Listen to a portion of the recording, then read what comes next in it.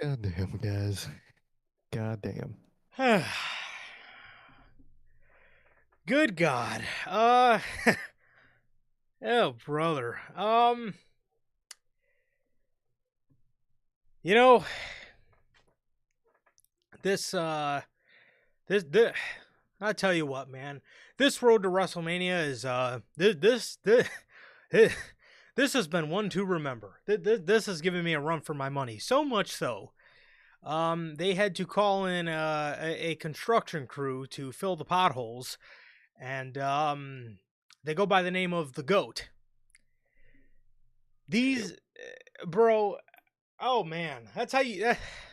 That's I laughed when I woke up and saw that, man. yes, 100%, bro. I'm looking around and I'm like, I get on Instagram in the morning, man, and I'm like, I was already posting about John Cena. I'm like, you know, I I figured, I kept seeing like Cena edits, and I'm like, oh okay, this isn't anything necessarily new. I've kind of seen a lot of Cena edits since he's retired, but I was seeing like a ridiculous amount of them. And then everybody, I keep seeing, they brought the goat back. They brought the goat back, and I'm like, what? And sure enough, dude, I fucking I'm looking on my phone and I see my Twitter notifications, and I have John Cena always posts really cool quotes, so I keep his tweet notifications on, and I see this like this little picture of him on the set of like a movie and something about WrestleMania. So I click on the shit.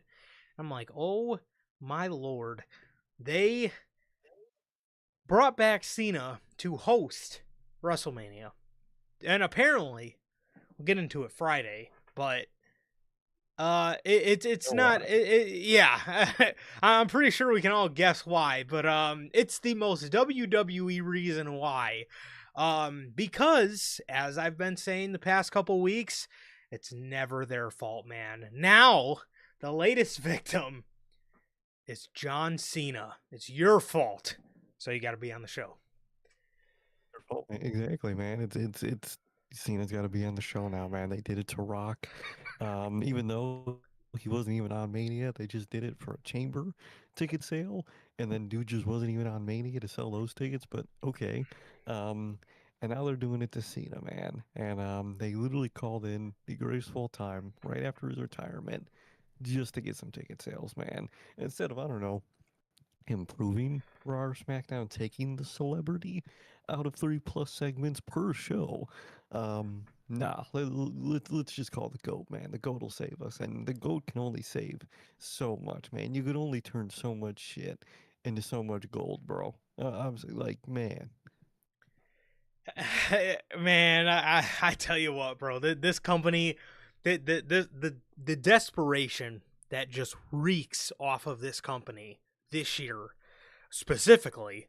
Now they've reeked of desperation for a while, but this year, I mean, good lord, we are hitting all time lows, bro. We are hitting all time lows. I don't want to say I didn't think it'll get this bad, because I mean, I could see it, but like the fact that we're actually here, I think what makes it hit more, bro, is the fact that 2 years ago, we were embarking on one of the fucking best builds to a WrestleMania that I've ever seen in my life. So the fact that here we are 2 years later, man, and that's the kind of shit we have to resort to garner any sort of interest for our show is just absolutely ridiculous. And then too, you obviously kind of see some of the stuff on Monday Night Raw here tonight, that they are doing, to, I guess, in their eyes, maybe generate hype for the show.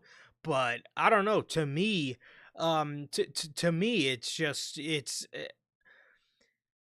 can see right through it. Mm-hmm. See right through it, man. You can see right through the celebrity appearances, all the brawls. Man, Oh, brawl. It's Wrestle Brawl. This what this is. It's not WrestleMania. It's Wrestle Brawl, dude. There was two or three of them on fucking SmackDown. I think I counted three tonight in my notes. I think I counted three brawls to end segments mhm. tonight. Insane, bro. Insane. That's all they do, man. Or security pull aparts, or it's just so repetitive and so lazy, and then you're so cheap with, like I said, the celebrities, the ads, all these ticket deals everywhere. They even showed it tonight with those names on the mat. Oh, brother. Yeah. So, and that scares me for that WrestleMania. That man, that scares me.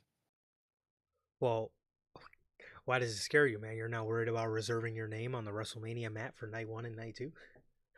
You don't want you don't want to reserve your name? Yeah. Like, and that's the thing. Like tonight, it was just that little like just square around it. Yeah. I feel like it might be like even more, and that's even worse, man. Because at the start of the show, it's like, what is that like? Why is there like a square around? And then they did the fucking showcase of it. I'm like, all right, bro, this is what we're doing. This is how we buy Mania. You want to go to Mania? You can also get your name on the mat, Yeah. brother. Yeah. Can it? Well, I don't know, man. I don't know, man. I think, I'm sensing you might be getting a little worried that that they may run out of names on the mat soon. Are you Right. sure? Are you sure you don't want to reserve your name on the WrestleMania mat for the night 1 main event? Have to, man, because per TikTok comments, man, when talking about the Cody bus thing, Oh we're no, just jealous. We're we're just jealous, jealous. man. We're just Jealous of jealous. what? I can't go on the bus, man. We can't go on the $10,000 Cody bus. We're No. jealous. Yes, I got a con because I saw it pop up on my fucking when I opened TikTok earlier, and I was like jealous. I wonder what this is like too. What can I be? And it was a fucking Cody bus clip. I was like, all right, bro. We criticize it because we're jealous, man. Because if I had $10,000 to just blow, I I wouldn't be like, this is a dumbass purchase and fucking go buy this. Like, what? Oh, listen, man.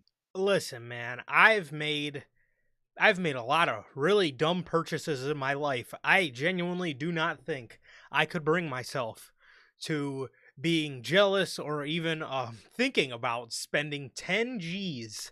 Even we have a quote for Friday, and it's gonna crack you up, bro. But Cody Rhodes himself said that the bus tour is absurd. He used the Seen word that. absurd.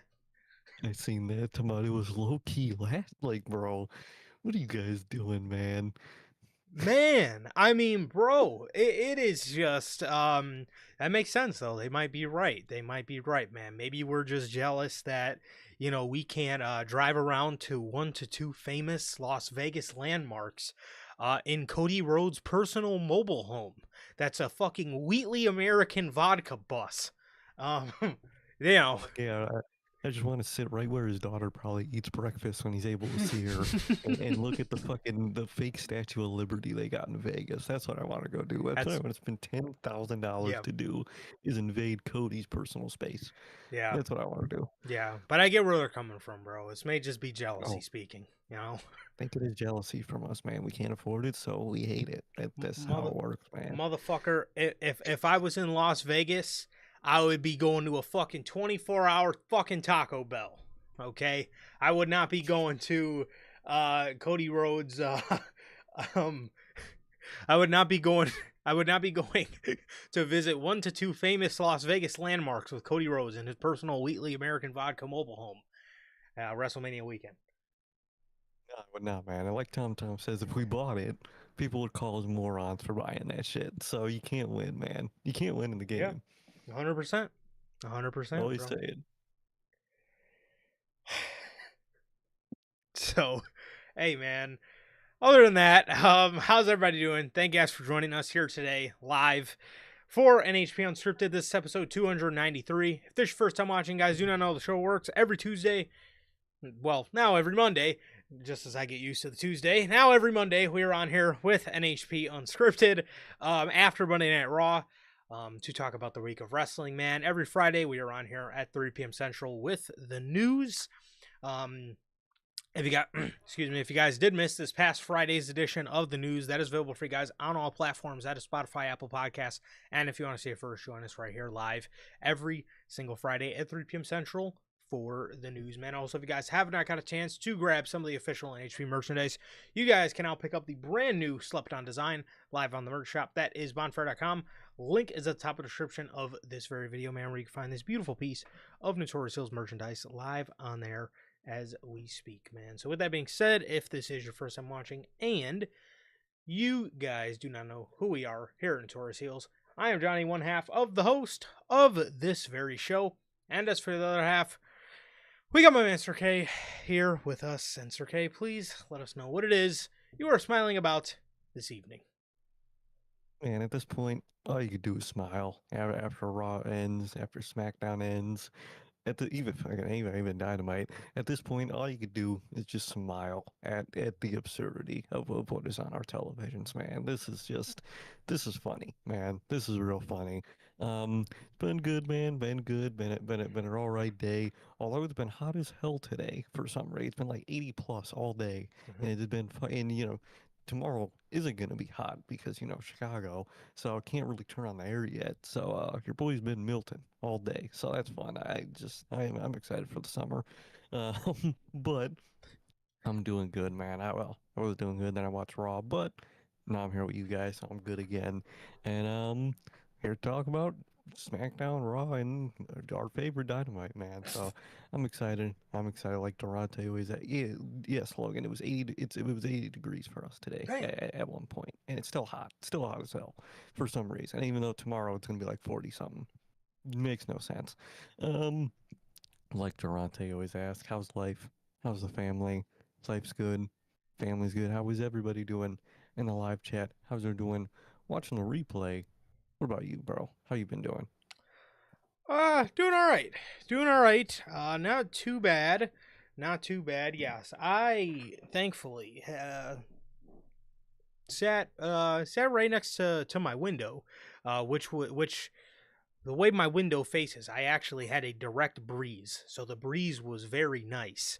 That's good. Breeze was very nice for me during Monday Night Raw. But I know where your window is, so Oh, you know the wind was no air. coming from the south. It was Yep. blowing south. It was blowing from the south north. So yeah, that yeah, they that had to have been rough, bro. I can't lie. I hate when Hot it's ass that. day. Yes, I hate when it's that weather in Chicago, where it's like not hot enough to put the air on, but it's like just fucking burning up, bro. It can be the worst. But yeah, we are for the rest of the week set for fucking Seattle like rainstorms. So, what do you know? Does it end?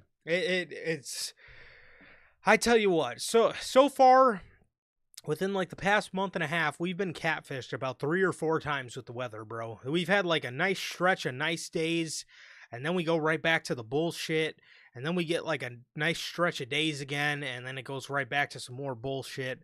Who knows? Next week's probably gonna be fucking flurrying with snow and hail What? next week, and then and then in 2 weeks it'll be nice and sunny all over again. So I don't know. I don't know. A couple weeks, I think it was last Friday, they got me real bad because I did the podcast in shorts, but then in the middle of the podcast, we went from like 70 degrees to like 40, and by the end of the show, I was fucking freezing, dude. So yeah, they've gotten me pretty bad, and I cannot lie to you, man. But Few Wednesdays ago, man, I woke up to light snow on the ground, mhm, and by the afternoon, it was a sunny ass fucking 70 plus degree day. It makes no sense. goodness sake. So you got Oh, Logan. you guys are you guys you guys seem to be very ecstatic about Monday Night Raw tonight, man. It was man, it was an amazing episode. Fucking 3 weeks to go before WrestleMania. It was just really, uh yeah, yeah, just really just man, really hit you where you needed it. We're right where it really hit you in the feels tonight, building up to WrestleMania, man. What can I say? Really did, man. In the feels, man. You got a lot of brawls, a lot of security tonight, a lot Oh of yeah, breakup, almost brawls, and no one-on-one interactions with Finn or Dom yet. So, isn't nothing. this just great, man? Aren't Yeah, we having a blast? this is wonderful. This is wonderful. This is really, man, this is really getting me in the WrestleMania spirit. You know, I was watching,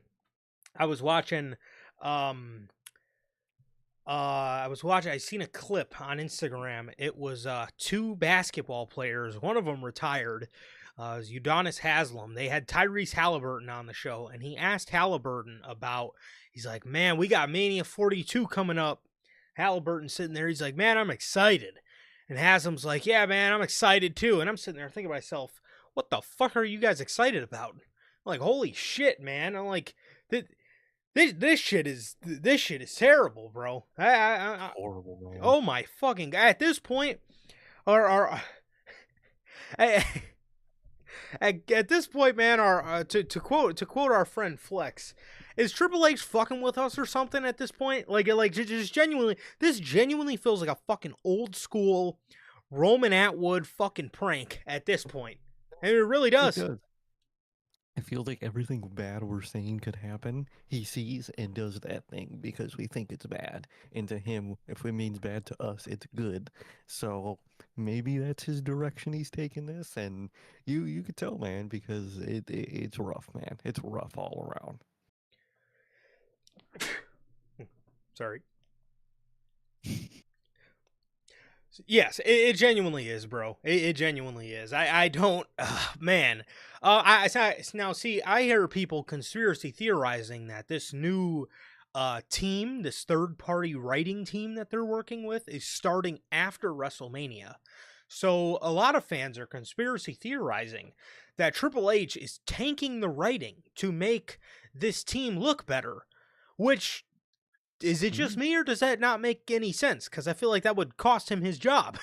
Wait, yeah, they're not beaten, they're not there yet. So why would he take I, his version of the product before that's all. that That's a conspiracy. well, bro, that's what I'm telling you, bro. Like these WWE fans, I swear they like try anything to make him look good. They do. They like They refuse really to do. believe that he could be booking any of this on purpose. He's got to be, man. We know he's the booker. We know he's the one in charge. It's all him. And you could tell, man. You could tell because this show has been bad. This mania has been bad. In 2026, man, we didn't want to be right about what we thought WWE in 2026 would be, and we're just right and right, and it's fucking sad and sadder every day. Yes, it is. Yes, it is, bro. But we have.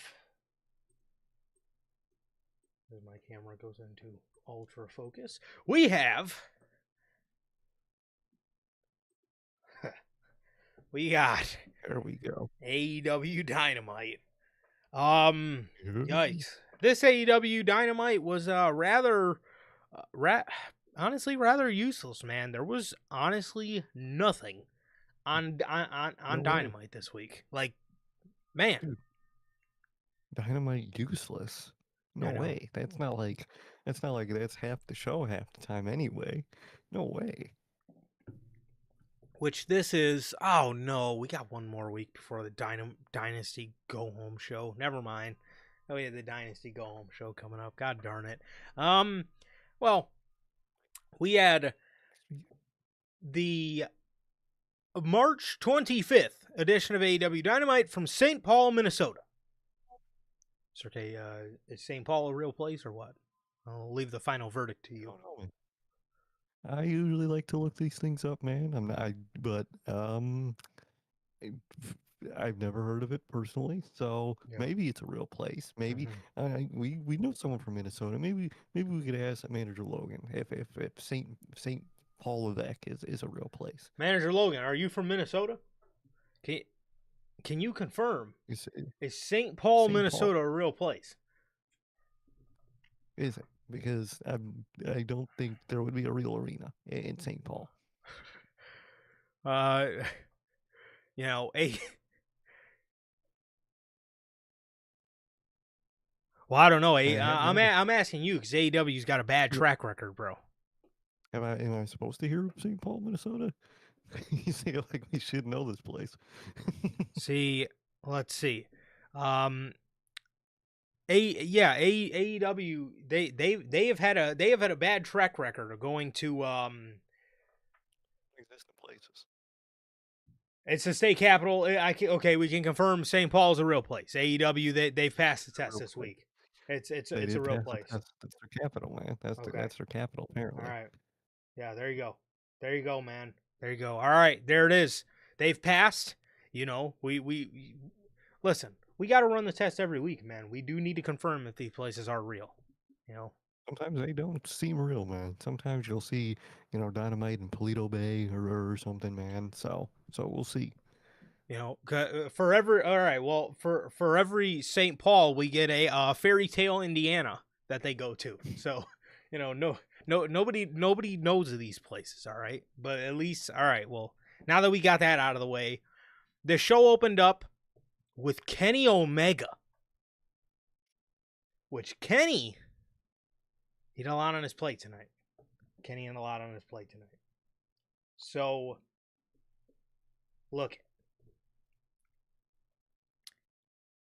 Kenny Omega, first, he had to face off against Swerve Strickland.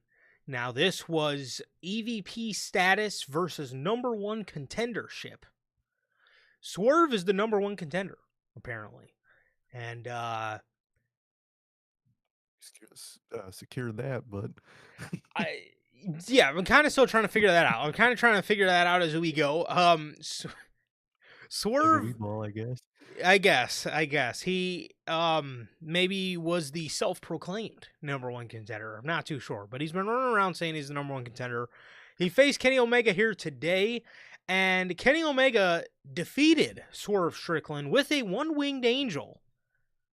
And what was it was a pretty decently long. They gave him like the first 20-25 minutes of Dynamite. So it was, it was a very good match. It was a very good match. I could say that. Obviously, none of these guys' matches have really been bad. I'll say I was quite shocked that they went with the clean Swerve loss here. Not really too upset with it. Obviously, you guys remember a couple years ago, that was the exact opposite of problems that Tony Khan had. Was he never wanted to have anybody take a pinfall loss. It felt like he wanted to protect everybody. That's why everything fucking sucked for a long time. But I'm not mad at it at all. Just honestly a little shocked, but not mad at it. Not mad at it. I think overall, booking wise, you could have done a lot more with Swerve winning, but it's fine. It is what it is. Kenny on a pay per view match isn't going to be bad at all, man. Even with this version of Kenny that we get, it's not going to be bad, man. And I was wrong about Dynasty. I thought we would get another Swerve and Kenny match at Dynasty. I was obviously wrong with the match they obviously set up after this, man. So I am excited though about the match we are getting at Dynasty with Kenny, man. It does look good. It does.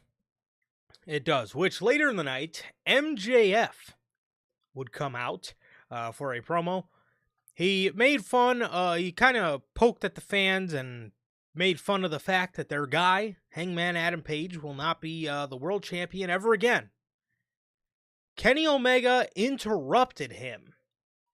And boy, I don't know if he wiped all the tan off or this man looked like a fucking volatile coming out there. He maybe that's just how he looks after matches, but dude, his hair was dry. He was all hunched back over. He looked pale as a ghost. He looked about as white as a fucking piece of white bread. He looked as it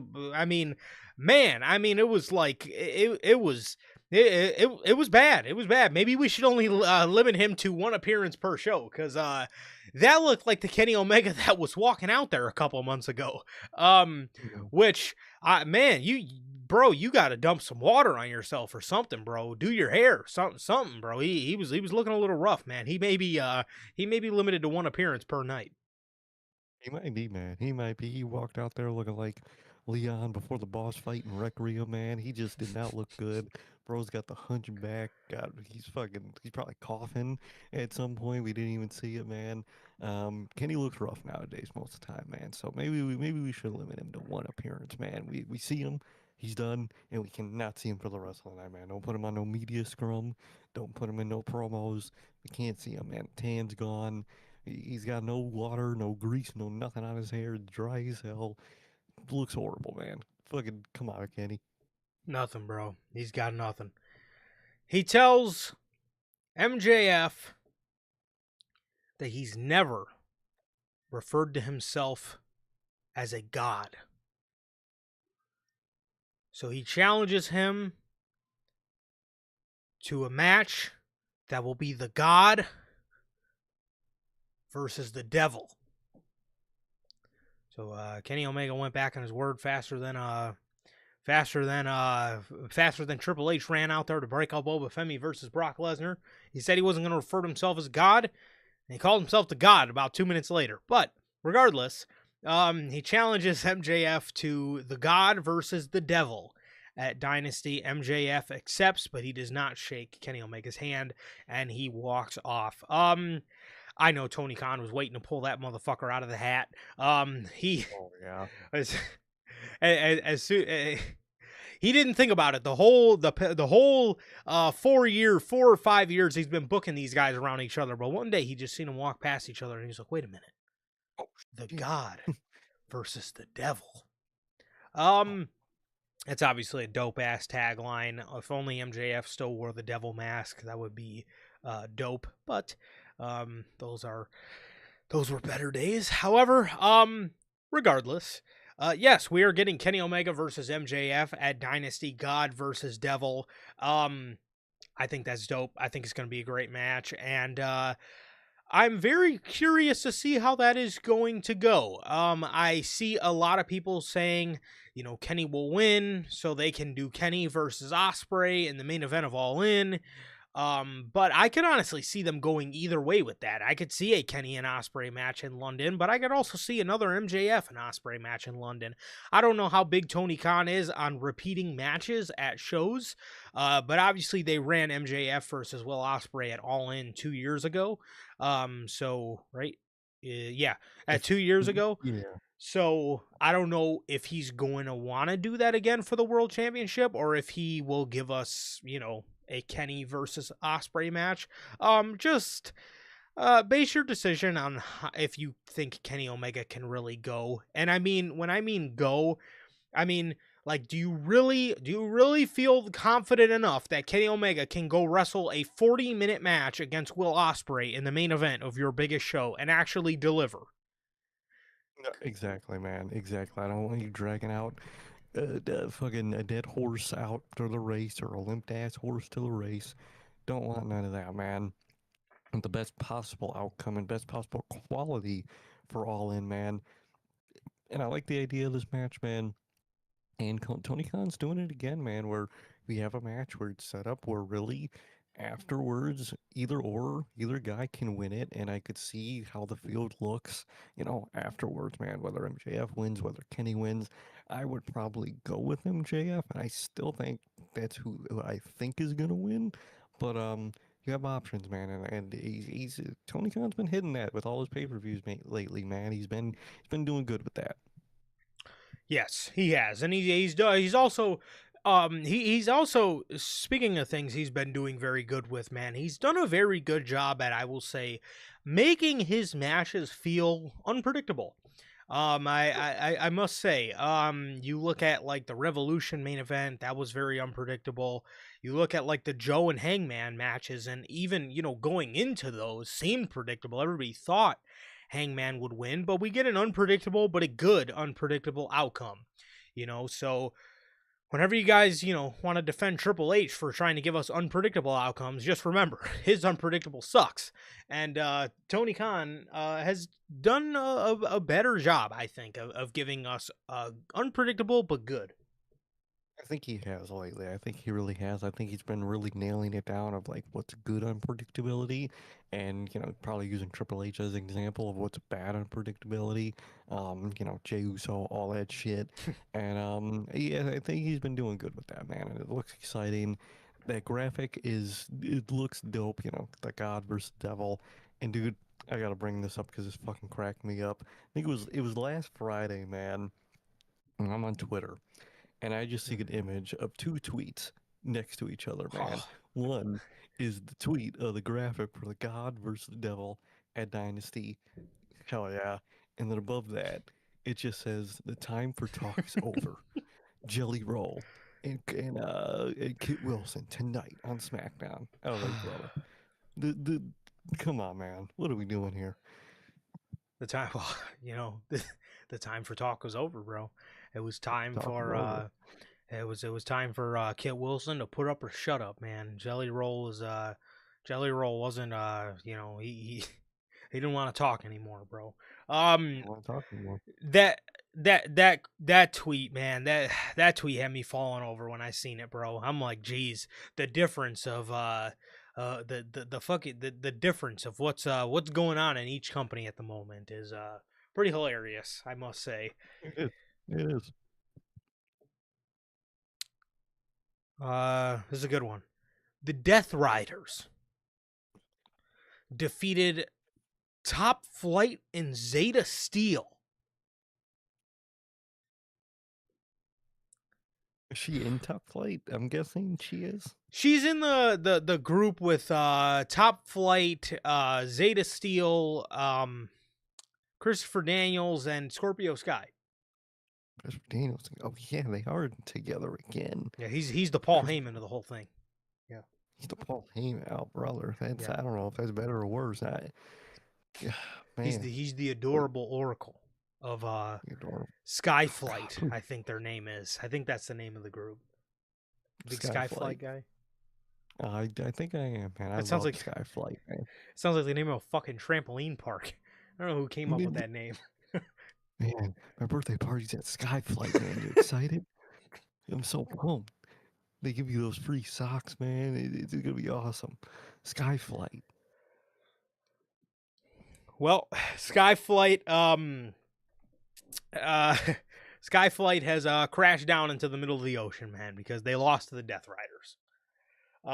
And after this, Will Ospreay called out Jon Moxley for a match at Dynasty, and Jon Moxley accepted his offer. You know, And speaking of John Moxley, Tom asked a great question in the chat, man. Is Mox a heel or a face? Because I don't know if I know. I don't know if Tony Khan knows. I really don't know what's going on with his status of what he is on the show, man. I think we're about to get another classic TK reversal of character progression. I think we are. Which, like, bro, Tony, you didn't think, like, hey, maybe we shouldn't turn Jon Moxley because if Will is coming back soon, we don't want to make it look like we're just flip flopping like that. Like, you have to, you have to think ahead with that kind of thing. I don't understand why, but again, that's Tony. Tony can go with the hot hand a lot of times, or what he feels is in the moment, which isn't necessarily a bad thing. I feel like that's one thing Triple H kind of really lacks, is kind of, getting a fucking feel for things. But are actually like pivoting in another direction. I feel like that's very challenging for Paul to do 90% of the time. But there are situations like this where Tony makes a decision and then in like a month or two, it's just he completely goes back on it. It's like, dude, you got to think ahead, man. You got to at least think a little bit ahead. Like, if you don't got the mental capacity to book long term ahead, you can at least book short term ahead. Something ahead, think a little bit ahead, or even if you're just in the moment, like, okay, we got Osprey back, I kind of want to run Mox and Osprey, but Mox kind of changed his character, so I got to hit this from a different angle a little bit. Nothing like that. Yeah. Yep. Yeah, it looks like Jon Moxley's just kind of slowly but surely reverting back into a heelish role. So I he looks a guess. little less cowardice. Maybe it's going to be a different bit of a heel role as opposed to when he was the world champion, but we will have to wait and see, man. But yeah, so Will Ospreay, Jon Moxley at Dynasty. That is the match. So it is going to be Moxley. Moxley. Moxley's been getting a lot of really good opponents these past couple months, man. He genuinely may steal the show again. Like, it's such a funny contrast. When he was champ, he was getting the absolute drizzling shits of opponents and matches, Yes. and now it's the exact opposite. He loses the title, and shit's been fire ever since. I don't get it. Wonderful. Ass backwards, Tony. Ass backwards. Speedball Bailey versus Azuka Rocky Romero. Suka Rocky Romero. Yeah. Is that his nickname? Yeah, he's Azuka Rocky Romero. What does Azuka mean? I have absolutely no idea. I genuinely they did not explain a fucking thing. Let's see. Let's do a quick Google. Suka. Let's What does it mean? I don't know, but he's Azuka, guys. What? Okay. Oh God.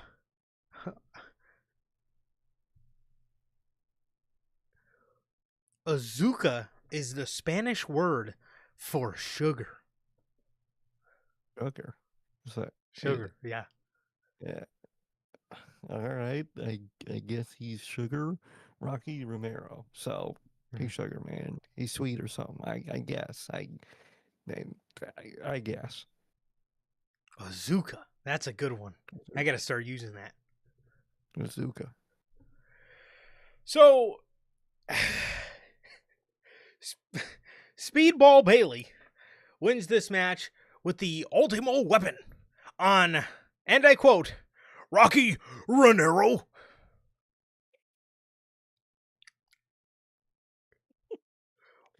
Rocky Romero. Yeah. Hey, what's next, dude? Next week it's gonna be Rocky De Niro. Rocky Renero. Rocky Renero. I love this commentary, man. They're so bad. They're great. Next week he's gonna be like Ultimo Weapon on Robert De Niro. Robert De Niro. Dude, exact close, dude. Rocky Romero. Nice. Nice Excalibur. And the worst part is, this isn't the last time he did this on this show. That's the worst part. Did he fuck up? Did he call him Renero twice on the same show? Yes, but he did fuck up somebody. He did call him Rocky Romero twice. But he also did fuck up somebody else's name on the show. You fuck up the same dude twice. Rocky Romero. Rocky Romero. So, Speedball defeated Azuka Rocky Romero on the show. Speedball's getting another victory here, man. Love to see it, and I've actually liked that they've Tony Khan. He's been on a Speedball kick lately. I don't know if he's seen an edit on Twitter, and that really inspired him to use Speedball Bailey, or maybe he was watching some old Speedball clips. I don't really know, man. I don't really know. Maybe Kenny put the good word in for him, but I don't know what exactly Tony Khan. He's been loving Mike Bailey lately, and I cannot complain. No, he has been. I like it. I like what he's been doing. He's getting in this motion with Kevin Knight, with Speedball Mike Bailey. I like it. Someone I saw on Twitter even mentioned that Kevin Knight, ever since, kind of sort of told him to kind of, lock in and be more aggressive, he has actually been seemingly wrestling more aggressive. So that's a cool detail that I didn't notice yet. And I like what they're doing with these two guys. I feel like they're simultaneously moving them along right where they should be moving them along, and I can't wait to see eventually. Well, obviously it's going to lead to this, where the divergence goes and where they probably end up splitting up. I'm really excited for all that drama and whatnot. Yeah, I'm very excited for it, and this seemed for a long time like a team that Tony Khan really didn't know what to do with. They seemed like a team that were going to get, slowly but surely lost in the shuffle. But I will say, the past couple of weeks, Tony, or not the past couple weeks, what am I talking about? The past couple months, it seems like Tony has kind of realized what he had in these two. I don't know if it's because a lot of people backstage have really been kind of singing these guys' praises.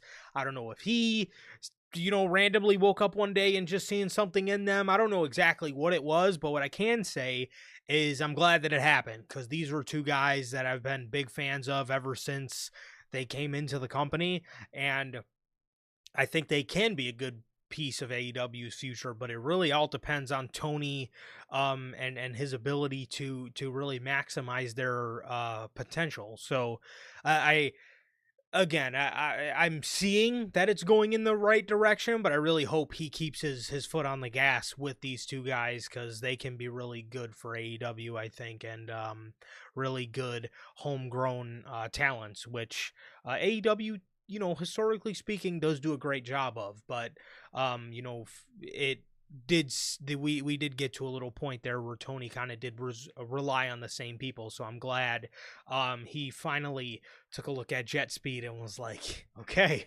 I really think these two guys can kind of carry us into the future, because they can. So yeah. They definitely can. I like them. And I think Tony Khan obviously starting to like them. It might be an influence from people in the roster, because I think Kenny and MJF were in separate interviews, hyping specifically those two guys up. So it could be influence from his top guys. And if that's the case, it's the kind of top guys you want, man, because they're seemingly influencing Tony Khan to use younger talent more and more. And that's really good, and great ones at that. Yes. The Dogs. They finally won something. They they beat Orange Cassidy.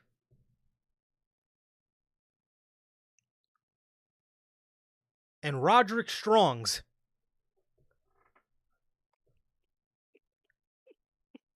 Roderick Strongs. He's Strongs, man. Roderick He's a Strong's. Strongs guy. I didn't know there was two of them. I was gonna say the same thing. I, Roderick Strongs, dude. yep. I fucking love him, man. Whether it's Dynamite, whether it's, if we're together, we watch a comedy that it's called Collision, and whether it's the pay-per-views, man, I love their commentary. It's so bad. Oh, it's terrible. It really is. Never be another team like it, I tell you. Proto Sheeta is in the back. Really, getting all the Proto Sheeta stands in their feels here. Proto Sheeta are in the back, and they, it was Takeshita. He was telling Kyle Fletcher that he's never going to let anything come in between him and Kyle Fletcher, especially not Okada. They say Proto Sheeta forever. Wow. The AEW, the AEW faithful, man. This was there was probably a couple things this was doing to him, depending on which fan you talk to. But they this one really hit him in the feels. It's hit me in the feels, man. Some people are proto-kata guys. Mm-hmm. I'm a proto Sheeta guy, man. So I love seeing that, man. I just love me some proto Sheeta, Yeah. and I'm glad nothing's gonna come between them, man. He said nothing is gonna come between them, and I'm sure it won't be that TNT title that his friend holds, man. I'm sure that won't come between them, Yeah. or Okada probably, or Don Callis, or all the other 15 fucking members. Literally, I think Fletcher was in an interview, and he said he doesn't even know how many members are in the Don Callis family. So, however many of them are in the family, maybe they'll come between them, man. Maybe, I don't know now. After that Collision episode, hopefully they're both still going to be on TV for now. Well, the thing is, man, maybe these two were banding together to fend off the rest of their bum ass family that's trying to leech off of them. Because these two guys seem to be the only fucking guys worth a damn in the group. Maybe that's why they're banding together. It really is, man. They are a fucking they are two piece of gold on a pile of shit, man. It's really what they are, man. Because my God, that group sucks. It's terrible. Speedball and Kenny Omega. This is one of the best parts of the show, dude. Kenny, you got to get off screen, bro. This is your third appearance. After appearance 1, you look like you were gonna die on the screen. So maybe go shower up.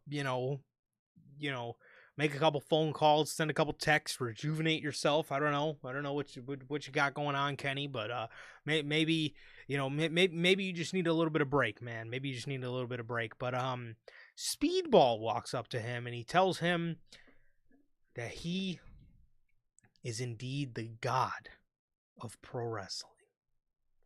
Uh-oh. Got a worshiper. And boy does he. He's got 2. And he he says he tells Kenny when you win the AEW championship, just know I respect you and I'll be the first in line for a title shot. Isn't, I don't isn't know that how he Kenny's just. job to say your first in line? Yeah, I that that kind of got me because I'm sitting there like, did he just like nicely like weave his way in to a fucking title shot? But okay, Very nicely fucking strong armed his way into a title shot. I respect it, but like, it's not really how usually the babyface to be champion tells his boy, you got it first. yeah, Usually not the other way around, but that's funny, man. hilarious, bro. So Kenny and him they shake hands, and Speedball Mhm. won't let his hand go, bro. So I know Mike Bailey. Mike Bailey is shaking his hand, and Kenny says, you can let go of my hand now. I think Kenny maybe started to hear his phone ring or something. Oh man, maybe someone was getting jealous, man. Maybe maybe we're doing a golden speedball type thing, man, and maybe someone will be mad at that, man. I don't know, man. I don't know, but I like the dynamic that a lot of these guys have, and I love the dynamic that like Kevin Knight is kind of connected in a way to Swerve, and then Speedball's kind of connected in a way to more of Hangman Mm-hmm. and Kenny. And I really like all these dynamics with these younger guys. And you got like, oh man, I'm blanking. Kyle Fletcher, my bad. Kind of connected to, well, obviously connected to Osprey. A lot of these like second pillars that some fans are calling them are connected to a lot of these, essentially already established guys, Mm-hmm. and it's really cool to see. It is. It is. It's a nice like trickle down effect, or it's a nice like evolution of, I guess, student slash teacher type of vibe going on there. It really is, man. It really is. It's a very good vibe all throughout their show, man. And it's a really cool dynamic to have. Copeland and Christian are in the back. Copeland is fucking sitting back there, beat red in the face. You can see all fucking 6 of his veins in his forehead popping out. He's like, he's yelling about, he's about FTR. He's like, you guys, you want to put your hands on Beth? You ate her cooking, and our kids, they go to school together. You want to throw that all away? You gonna say? Why is he so mad now, but not this mad when he returned? I don't fucking know, dude. like, wait, you were just like happy as shit when you returned, fucking eating up the moment, doing your full entrance, but now, fucking a few weeks removed, now you're pissed about what happened to your wife. Initially, He's fuming. what? Talking He's about fuming. you ate her cooking. You You ate her you cooking. ate her cooking. All right. He's like, you ate her cooking. You played with my kids. I played with your kids. Our kids, they go to school. Hope they go to school. They're children. They go to school, man. I'm sure they go to school together. I mean, Yeah. if you guys are responsible adults, you want to get this, your relationship in the way of your kids' friendship. But Yeah. you never know, man. It might bleed through. And I think it might, but cope with how It, angry he is. it may bleed through into the school life, the cafeteria. We've seen a They lot of might have a cafeteria ball. fights in our day. You know, I have. you know. Maybe they're gonna take a train and break it over, another kid's back, each other's back, some shit like that, man. Maybe, man. Maybe you never Yeah, know, man. Adam Copeland. I don't know, man. I guess he wanted more food for himself. I don't know. But he says My wife's cooking. That's a great line, dude. You ate my wife's cooking. All right. All right. Dude, now I'm imagining, like, imagine his kid goes up to him. He's like, "Hey, I'm gonna go to I don't know Dak's kids' names, but I'm gonna go to their house. You're gonna what? You're gonna go. after You're gonna cook my everything. mom for everything they did to Beth. Me, my mom. Yeah. Just all right. Just, are you seething now? They ate your mom's cooking. Um, That's, that's a great. I love that line. fucking, absolutely hilarious, bro. Adam Copeland, he's such an old geezer, bro. This is fucking great. So here's the thing. He tells FTR, he says, "You do all that and you throw it away, but I know how to hurt you.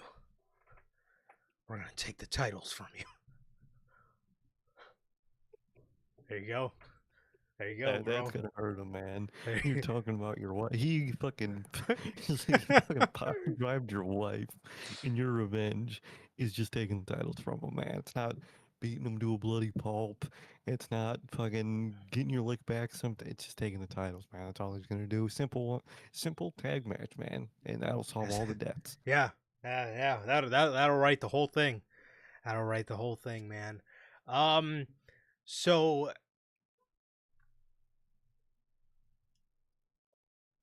oh, bro, Yeah, I heard the rain, and I was like, oh my god.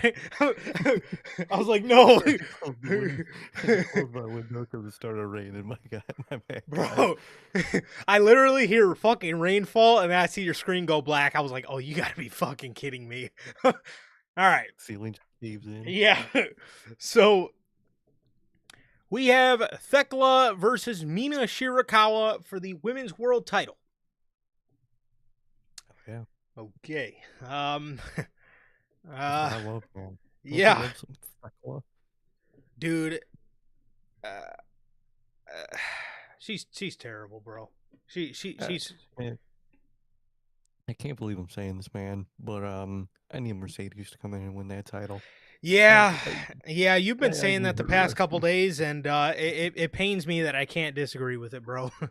It's like yeah, Mercedes is gonna be, probably a little too much, a little too winny, a little too winning too much. But at this point, I'll take it over Tekla personally, man. She's Did, one of those acts I just can't do. I just can't. did you hear her promo on Collision? Oh, brother. I unfortunately did. Yeah, bro, the triangle of madness. What the fuck does she talk like that for? Who talks like that? Dude, oh man, it's horrible. She should have been in like a rock band in like '04, man, because that's the kind of vibe she was giving off. Yeah. You think you could defeat the Sisters of Sin? No, Sisters of CN. you could kiss my ass. How Kiss does her she ass, man. speak like that, bro? And like, dude, Julie is a great talker, bro. Why is she not the talker of the group? Bro, I'm Sky Blue saying. is not a bad talker. Julia is a really good talker, and you got this bum talking. I don't get it. Like, bro, just have her stand there and be all upside down with her tongue out, doing her fucking her spider shit, whatever she's got fucking going on that she fucking does during her entrance. All this other bullshit she be doing. Have her do that. What is she? You have two good talkers standing behind you, and they got this geek on the mic. Is a geek on the mic. She really is. Dude, she literally just always reminds me of Shotzi every time she opens her mouth, man. Remember those, like, Oh right when she yeah, was, like, a thing in NXT? Remember those promos? yeah. Those are the promos she reminds me of, man. Talking about, like, Kiss my balls or eat ball. What yeah. was her saying? Eat balls, Ah, kiss balls, it, something. it was, Eat it tank, was eat eat my tank. ball, eat tank, and something about balls. It was something about balls. That's all I remember. Ball She had a pit. ball pit. Yeah, Something about the ball pit, and you're gonna get your shit hit or something like that. It was horrible, dude. And that's what she genuinely sounds exactly like to me, man. And that's not a terrible. good thing. That's a horrible thing, bro.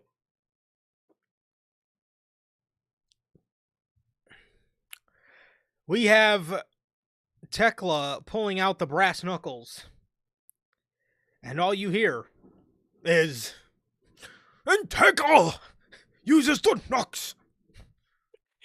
Heck, Tekka. Who? Lil Tekka? Huh.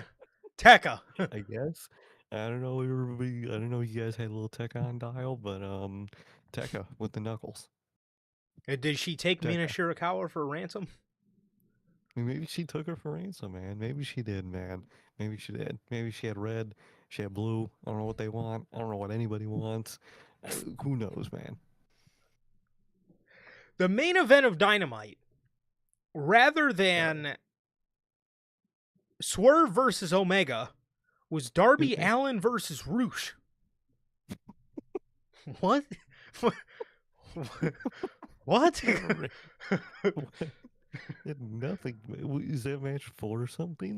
No. Like a, It it's just it was just a one-on-one match. for Tony Khan is a hilarious person because like he's such a main event mark where like on a pay-per-view, you'll get your triple main events, your quadruple main events and all that shit, man. But like when it comes to weekly television, when it comes to Dynamite, he picks the worst possible main event almost every week, dude. There's literally almost every other week there's a world title match, there's a women's world title match, some type of title match, some type of big match, and it's never the main event. And it's always something random in the main event. Like maybe he like wants to be like, okay, let's put something different in the main event to get some eyes or something, but like it doesn't work, man. It makes no Yeah. sense. Yeah, no, 100%. And I understand why he does it on pay-per-view, even though sometimes it comes at the cost of the flow of the show. But I get why he does it. It's actually a very nice thing to do for his audience, just in case, you don't know if you want to buy the show. He lets the show go on and gives people time to buy it in case they still want to see these select matches left. It's a very old school way of selling a pay-per-view. I do understand it. Again, like I said, it comes at the cost sometimes of the flow of the show. When you put all the garbage shit in the beginning and middle of the show, then the show feels really boring for a long period of time. But I do understand it. But for TV, like, bro, you're trying to retain viewers for 2 hours. You got to put the thing you want to see the most at the end. Like, Exactly. you know, I'll gripe on WWE all I want, but at least they usually know like start the show with a big thing, end the show with a big thing. yeah, Classic flow of your television, you know. And Tony Khan, he'll start the show with something big, and then it just gets more meaningless and meaningless as the night goes on, and that is the exact opposite of what you want for television, man. I don't know why. 100%. So, Darby Allin defeats Roosh with a roll up. And then Darby Allin was sitting on the ground after the match on the ramp and gets plucked out of the air by Big Dangerous Mark Davis. Big Dangerous. That's his name. That's his nickname. Big Dangerous. And now you're not messing with it? You're not messing with big dangerous Mark Davis. Big dangerous Mark Davis. Yeah, Oh, brother. big dangerous, even to his own partner. Apparently per collision, man, he's dangerous to everybody. He's a fucking liability, apparently. Um, Big dangerous, and the spot was cool, but big dangerous. I'm saying, you know what's funny? I saw that clip and I did not unmute the clip, and I'm so glad I didn't unmute that clip now.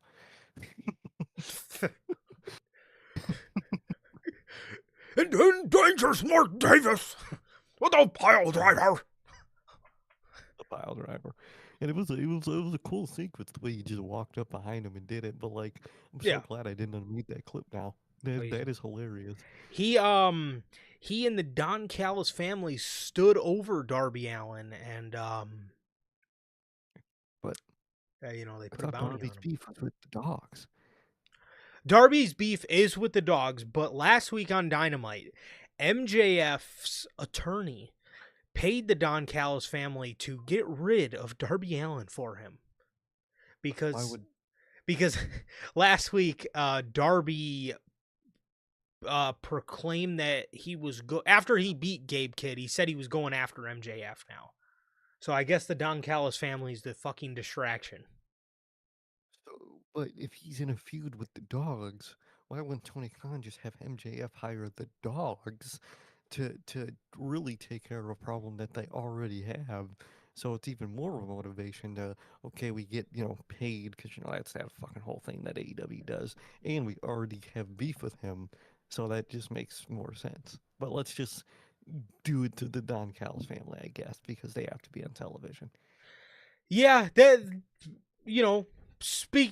technically you are correct. But Tony Khan, Don Callis, he's a money man,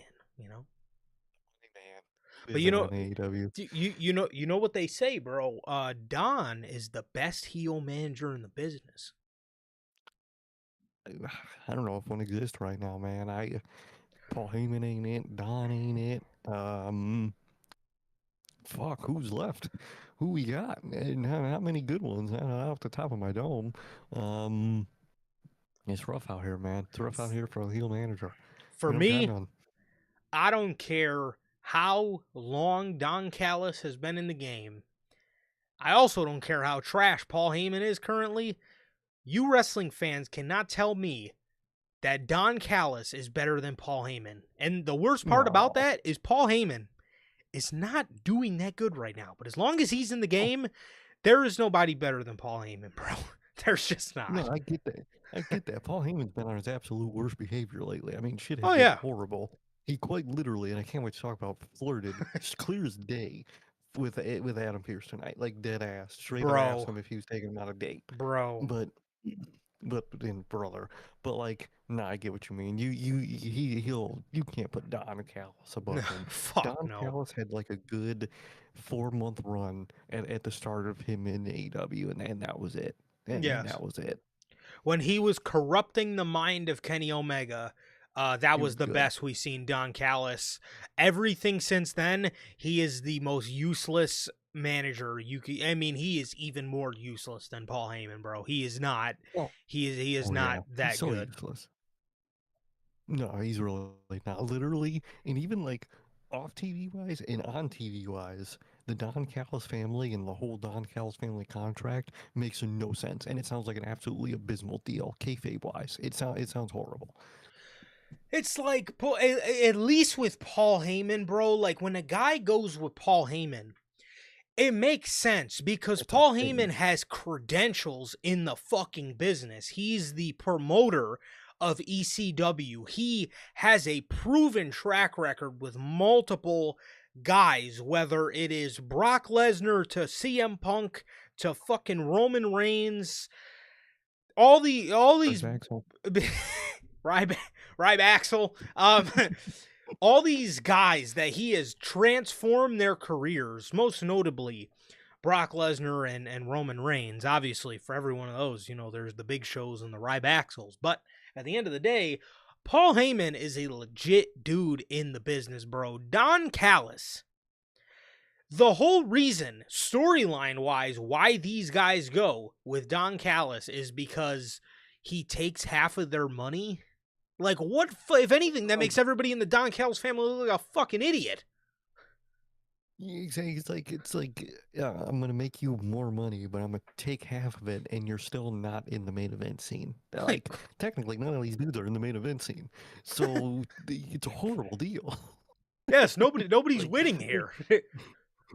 like Fletcher and like Takeshita, they're technically like in a way in the main event scene, and people obviously want them to be, but like technically on the show they're not. They're in the mid card division, and they're in the main event non-title scene, so you're not making your money back. Yeah. You're not. No, it doesn't make any sense. But bro, again, for as useless as Paul Heyman is on television right now, bro, I'm sorry these AEW fans, you guys cannot convince me that Don Callis is a better fucking manager than in the game right now than Paul Heyman. As long as Paul Heyman is in these streets, he is the GOAT fucking manager. I'm sorry.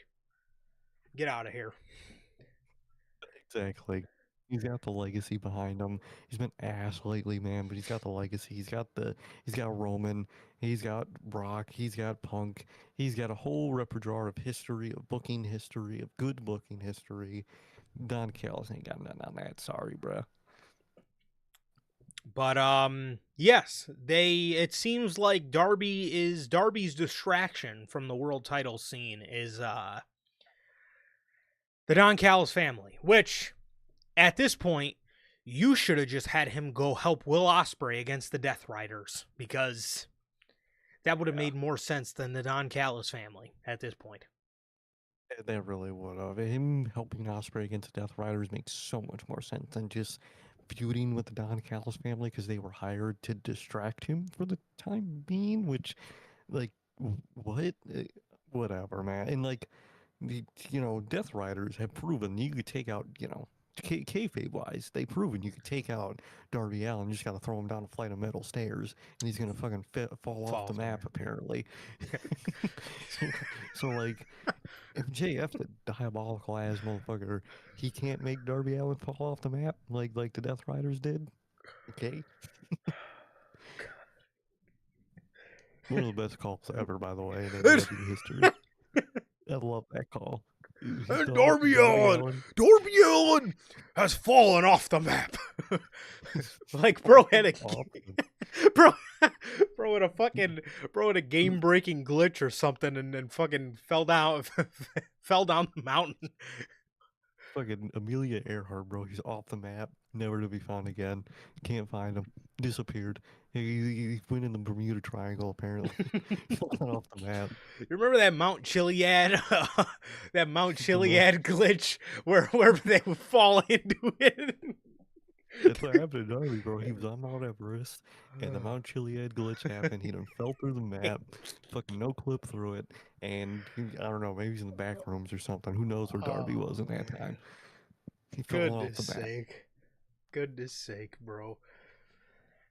And that's everything for AEW Dynamite, man. The show was not that good, but if you're looking for something that is that good, it's definitely not SmackDown. What I'm talking about is the official sponsor of NHP, W Energy, man. W is an energy drink loaded with vitamins and nootropics formulated to improve focus without getting the jitters. W is a clean formula that is sugar-free, zero-calorie, free from fillers and artificial colorings with 150 milligrams of caffeine per serving. You can get your W products today with the link below and code NHP at checkout. Save yourselves 10% on your next W purchase.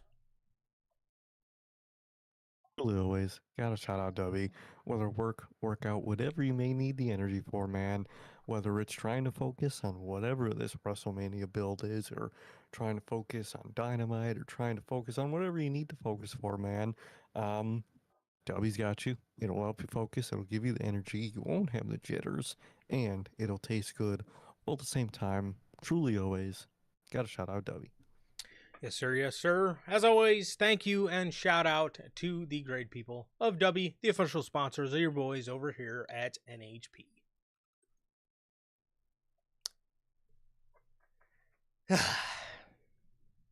Here it goes.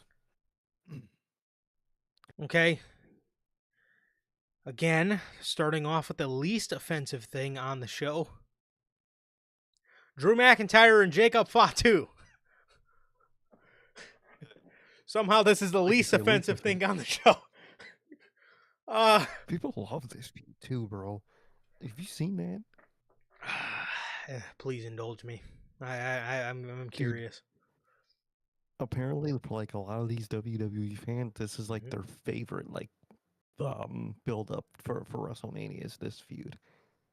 What's your They say it's favorite so build up good. The so build far for Mania? God, that's a for up until the last 2 weeks it was Finn and Dom. That's kind of not being talked about at all.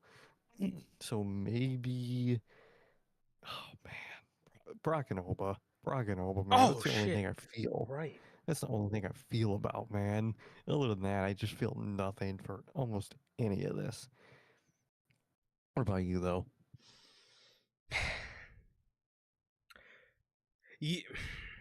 Brock and Oba for sure. But if I were, fuck, Finn and Dom was going great. I thought.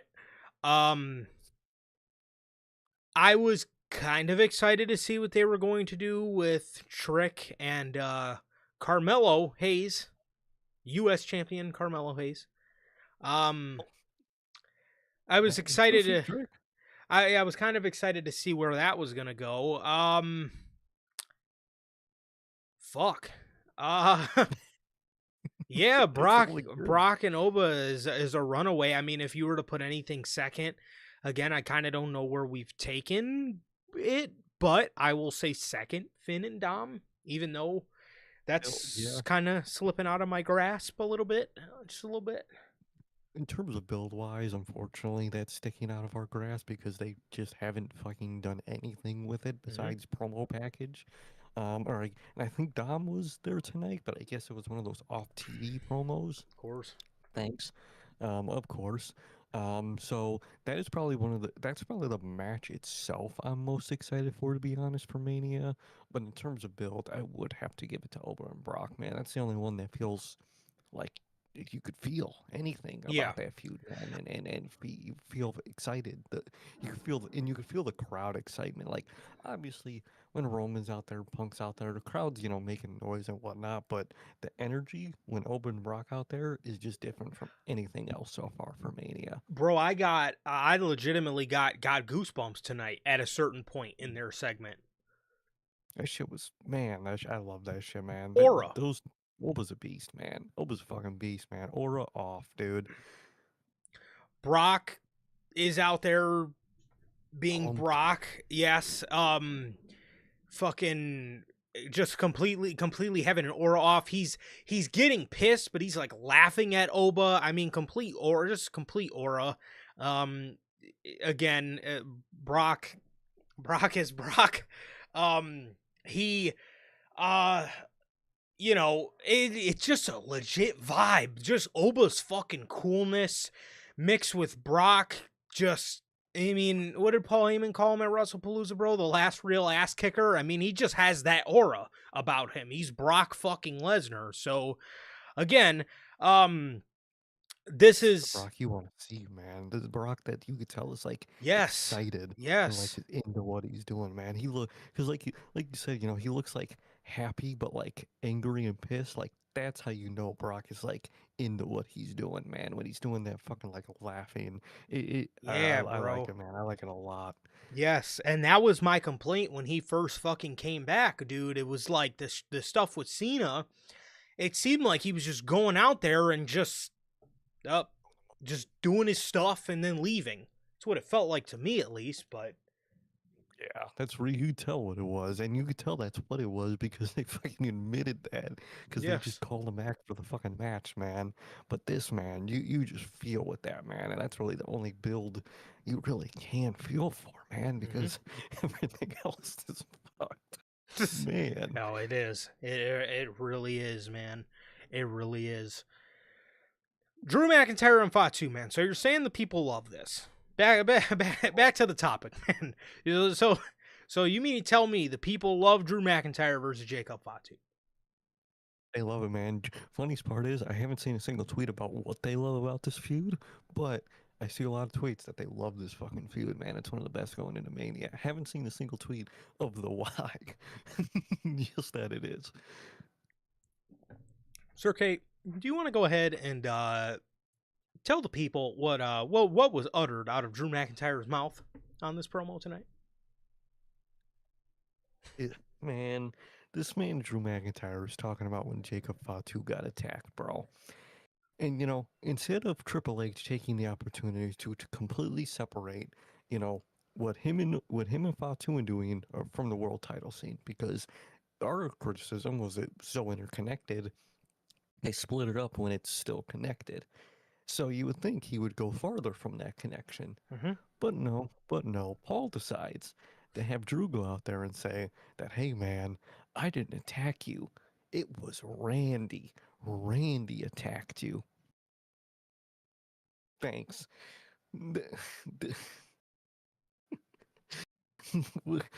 Dog, you're not fixing Randy. Why are you bringing up Randy?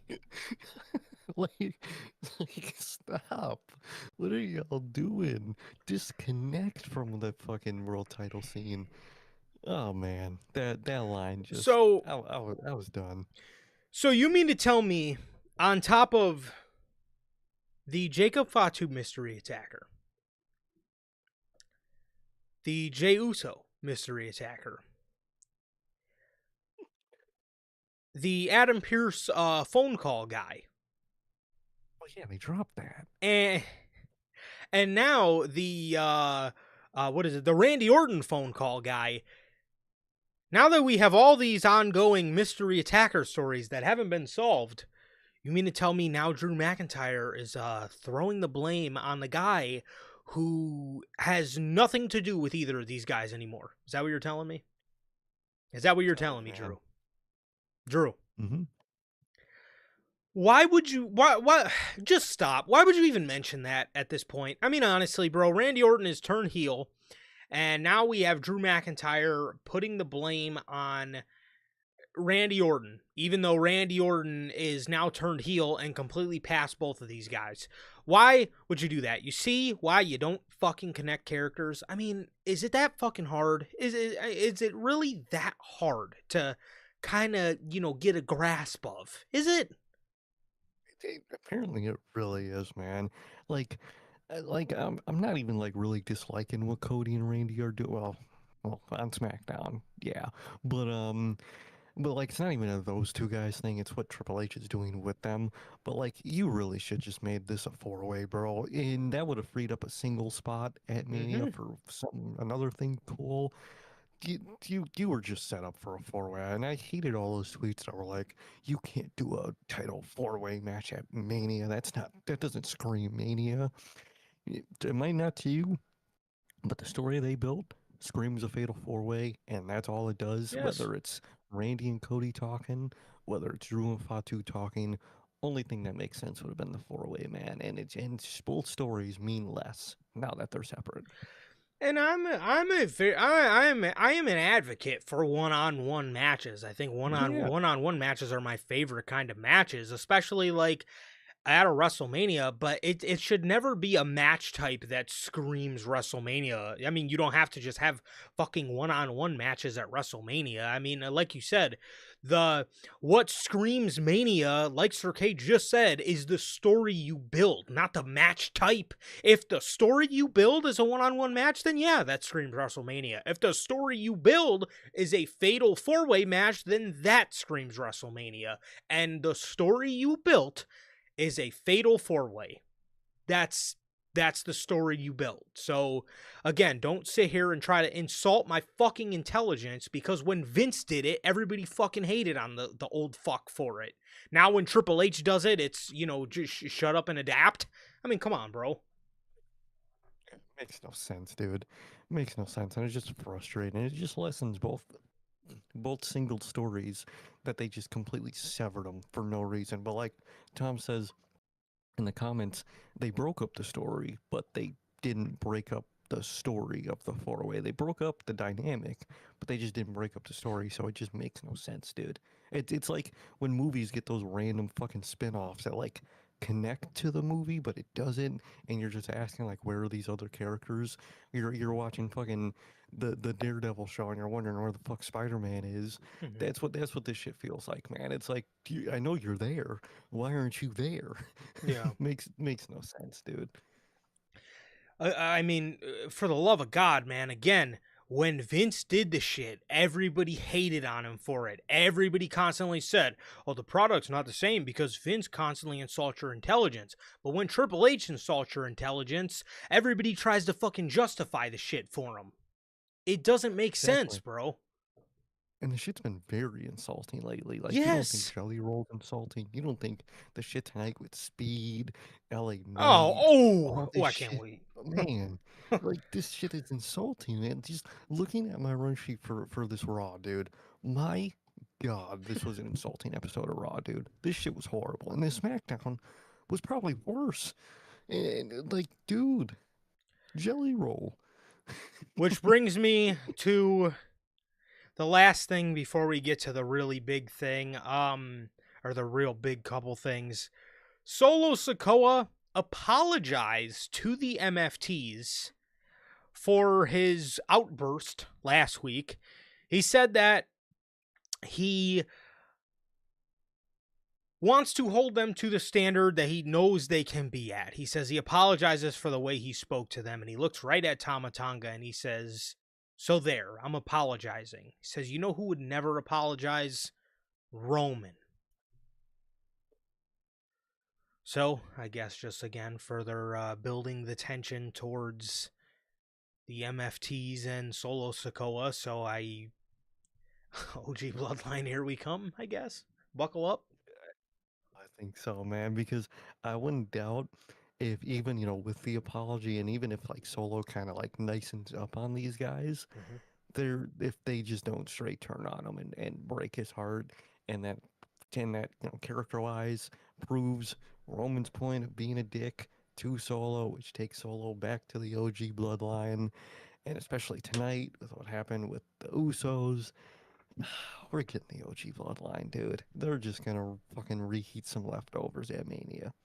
My God, like which Not even in the air fryer, bro. It's gonna be in the not even microwave. air. Come out soggy. Exactly. No, exactly. They put the chicken nuggets. They didn't even put them in the air fryer. They didn't put them in the microwave oven, normal oven, nothing, bro. They don't put them in the microwave. Just a straight microwave, man, on that glass plate and it's spinning. One positive that does look up to me for this is thinking about God away from Solo. I do kind of like them Mm-hmm. away from Solo more. So that is one positive for me, though, about the possibilities with this. I really hope when they split from Solo, which I think is the plan, they could really, get the God identity or something of the sorts. What do you think they're gonna do with the other guys? Like, what can you do with them, man? I mean, JC Mateo, he's good. He's fucking Jeff Cobb, but like he's JC Mateo, so like he doesn't really got a lot going for him. The other one is fucking has nothing going for him. I'm sure they're gonna keep him around probably as like heaters in a way for their little group they're having, but to be honest, man, you never know, man. They do their set of releases. I wouldn't be shocked if at least one of them isn't on that next one because really, what are they doing? What are they offering? Jeff Cobb can offer a lot, but Mm-hmm. especially that other one, man. Ooh. Yeah, yeah. I would personally, man. I would obviously I would see what God has. I would kind of see what life you have in God as a tag team. Um, Jeff Cobb, I would kind of see where that could take you with him as like a singles mid carder. Tala Tonga, Hikaleo on the other hand, I'm gonna be honest, man. I would just let him go.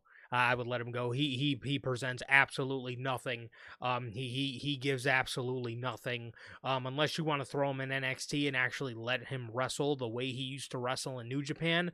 The way they have kind of WWEified him, you might as well just let him go. To be honest, I mean, you're at that point, you're just be doing yourself a favor. So Exactly, man. Like he used to be able to move in New Japan, but that WWE process sometimes for some people it could be really beneficial, like Penta, and then you get on the other side of the coin and you got Tali Tonga, and he's just literally three moves: big boot, clothesline, and what's the other one? What's the other one he does? I already Big forgot it. splash in It's the corner. big splash in the corner. That's what he does, man. He does three moves. What's the use, man? Renowned Arsenal by Tali Tonga. Amount. Insane bag. So, Sami Zayn. Oh boy. Oh boy. Oh, Sami Paul. Zayn had a one-on-one US title match against Carmelo Hayes on SmackDown, which Trick Williams was ringside for, ended up getting involved. He hit Carmelo Hayes with some sort of weapon and allowed Sami Zayn to pick up the victory and win the United States Championship 3 weeks out from WrestleMania. Okay. Now, what Paul decided to go ahead and do was give us another Sami Zayn mid-card title reign, and B, he gives us Sami Zayn versus Trick Williams one-on-one for the US title at WrestleMania. So let's Yeah. break this down real quick. So the guy who cost the guy a championship gets a match with the guy he essentially helped win the title for. Does that make any sense? Makes no sense at all. Not in the slightest. Wouldn't the logical thing at WrestleMania to do would be Sammy versus Mello, because Mello got screwed out of the US title? That's the thing. He got screwed, and people are like, maybe they could add, Hayes, and like you could, but now you have a multi-man IC title match at Mania. So are you gonna want to do a multi-man U.S. title match now? Probably not. Probably not. And then you also you have Aleister Black already re-involved with Sami Zayn. That just gets dropped after this Bro, when you could have put that in there, but now you can't because you have IC title match. That's a multi-man at Mania, so now you can't involve all these people in this match now. Because I mean, you can, but then you're gonna get people saying, "Oh, that's just the mid card division. They just throw everybody for the titles for both mid." So like, why, man? Why? And now I got to deal with more Sammy Hogan Twitter bullshit, man. Because that's what you politic for is a U.S. title, according to Twitter. And man, it's what are we doing, Paul? What are we doing? Triple H, and this is why you don't stall. This is exactly why you don't stall, man, because 4 years ago, 3 years ago specifically, around the same time of year, people wanted to see Sami Zayn become the world champion. Yep. And ever since then, all you've had him do is, and I don't think it's Sammy's fault. I think what Triple H wants to do is not turn him into a complete loser, but he does not understand. I don't know how he doesn't fucking understand, because he had Johnny Gargano lose all the time in NXT and he was just fine. He does not. I think he doesn't want to turn Sammy into a loser.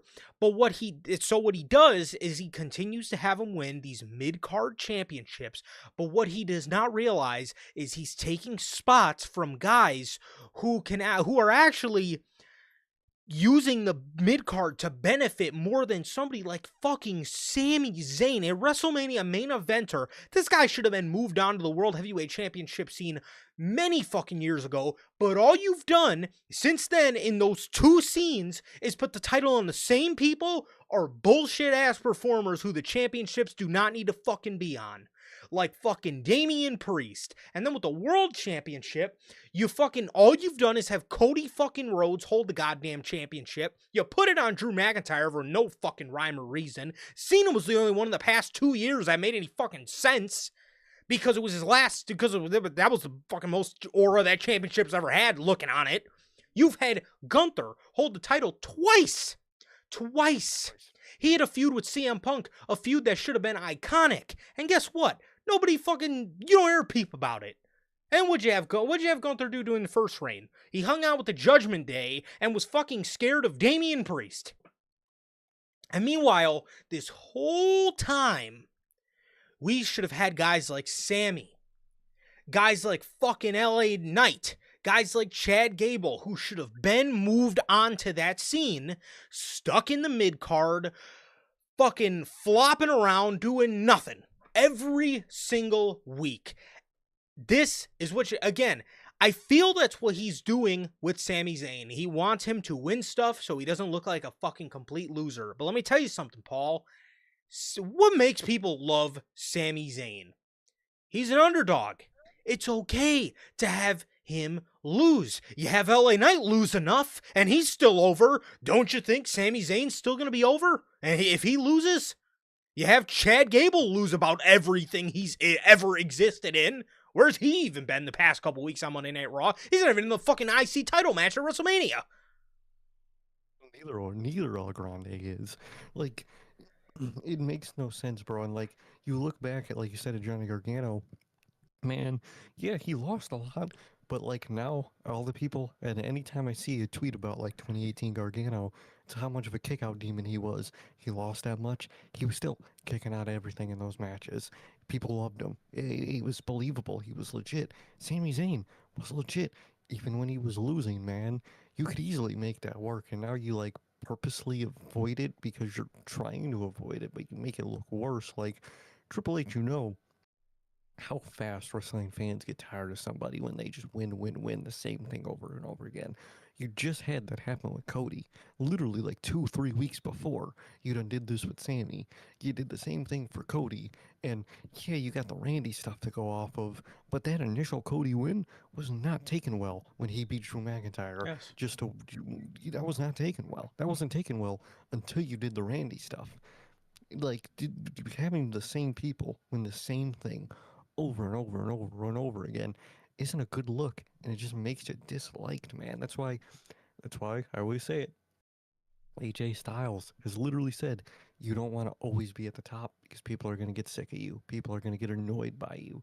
You want to have that balance, man, and Triple H don't know that balance. He wants the same person in the same spot. Seth won the same title 2 fucking times in a row. That could have been Sami Zayn winning the World Heavyweight title. That could have been Sami Zayn beating Roman Reigns initially, like we said. Like, probably should have happened 3 years ago.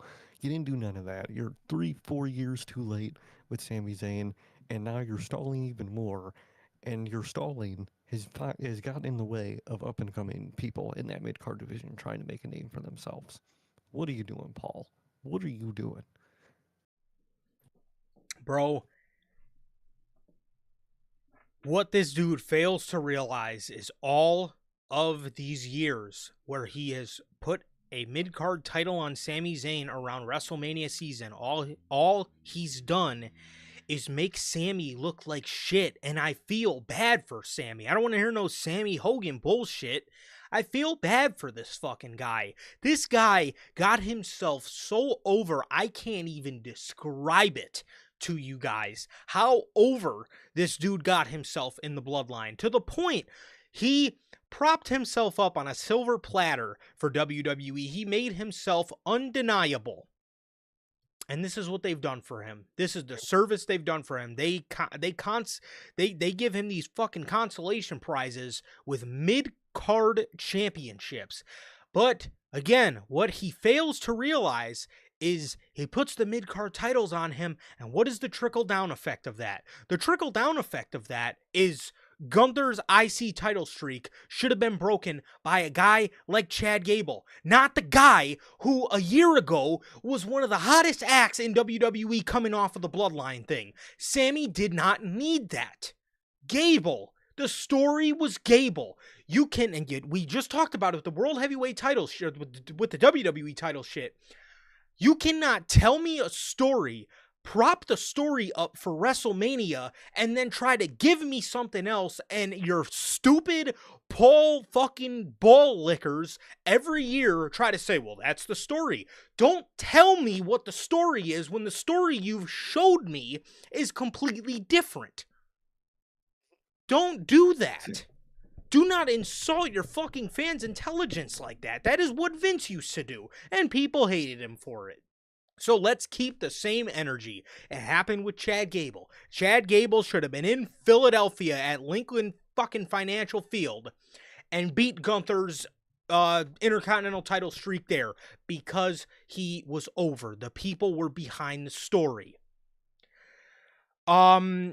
Jesus. What was the other one? What am I talking about? I'm hung up 2 years ago. And this year with Carmelo Hayes. You don't think there was a story there with Carmelo Hayes and Trick Williams? And why would Sami Zayn need a US championship one-on-one match more than Carmelo Hayes was? Somebody who I don't think has ever been on. Was Carmelo? I don't think Melo was on Mania last year. Nope, he wasn't. Why would Sami need that more than a guy like Carmelo Hayes would? Like, and it sucked at a time, but look at what the story with Bayley being off Mania did for Bayley. Why don't you do that same thing, but with Sami building up to him winning the world title next year? Why don't you do that? It's in your face, dude. And dude, you done spent 2 years with Cody Rhodes doing fucking nothing, dude. When you in that time, yeah, you had the greatness of Cena, and that was about it. That's really all you had. That was good. But other than that, you could have done a real KO title reign. You could have done a real Sami title reign. You could have got this shit that you just wasted all so much time on. You could have just done it already. And now we're 2 years later, and you're just doing the Randy Orton and Cody match, and you're still having Sami Zayn win mid-card titles. Holy stall, Paul. Stall, Paul. That's all he does is stall. He stalls, and he's just gonna stall forever, man. And who knows how it's gonna look for anybody else looking to get something, man. LA Knight took him 2 years to win the fucking US title. That's all he did was ever win the US title. Still hasn't won anything else. They got him facing a fucking celebrity at Mania this year. You just stall. All he does is stall, and he finds people in the spot, and he just keeps them there. And that scene stays the same, and it sucks. And again, if you look, I just spoke on trickle-down effects, bro. This year, it not only trickled down to Carmelo Hayes, because there's a very big possibility he gets just shafted from the WrestleMania card. Speaking of shafted, Sami Zayn just started this whole story and lost a match against Aleister Black. So, can anybody please tell me why? Why? Instead of a Trick versus Sami match, why you didn't just do Melo versus Trick? Because, you know, it's not like they came up together in NXT or anything like that. And Sami versus Black. Had it written in your face. You could have done that men's fatal 4-way for the world title. You could have done Sami versus Black, and you could have done Carmelo versus Trick. Easy setup. And like Tom says in the comments, Trick's gonna win anyway. So what is the point of the Sami win? Yes, bro. It does not make any sense, dude. It does not make any sense. And two, the other thing, if WWE really had a brain and they really said, well, we need one of these mid-card championships to have a singles match for importance. Hello, Dominic versus Finn. Bro. You could have done that. Why didn't you just save that? And then if you wanted to involve all these entities on SmackDown, you could have done a Sami versus Trick versus Melo versus Black versus Dragunov US title ladder match at WrestleMania. What the fuck? And then also, so does this mean Dragunov isn't going to be on the WrestleMania card? Not that that surprises me, but again, priorities, Paul. Priorities. Jelly Roll and Speed are going to be on the WrestleMania card. Priorities, brother. Jelly Roll and Speed are going to be on the fucking Mania card, but Carmelo and Dragunov, who really were carrying the fuck out of that U.S. division, nothing. Not even on the show, probably. That's insane, dude. That's insane bullshit. Dragunov and Hayes look like to not be on Mania. That's insane. Neither does Aleister Black. No, none of them, man. None of them. So, there you go, Paul. Thanks. Thanks, Paul. You fucking genius.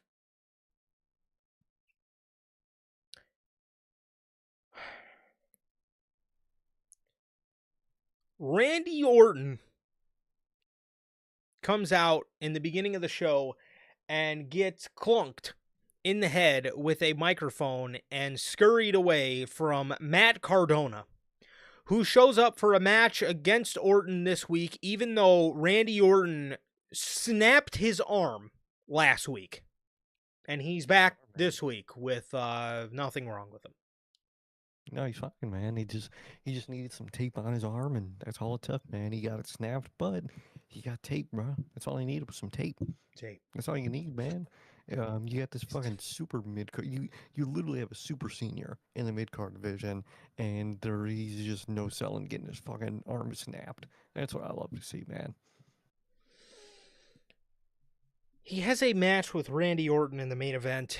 Orton wins the match. And then we see the Wheatley American Vodka tour bus pull up.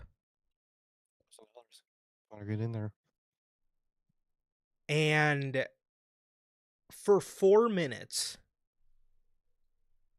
they film Cody Rhodes walking the entire arena from the parking lot to the ring. They film Cody Rhodes walking the arena for 4 minutes while Randy Orton is watching him come to the ring. He doesn't run and meet him halfway. They don't brawl in the back. None of that, man. He stands there. He's fucking doing his Orton fucking movements, and he's just waiting for Cody Rhodes. As Cody Rhodes is just walking. He's not even like that like angry Cody fucking SpongeBob walk. He's not even doing that. He's just walking throughout the arena, man. And the most perfect moment in all of this that truly stuck with me, Cody Rhodes is walking past in a hallway, and there's a bathroom behind him, and you see some random production dude walk out the bathroom, do this, and fucking walk away. If that's not the perfect encapsulation of that episode of SmackDown, I don't know what is, man. That just perfectly encapsulates everything going on with them.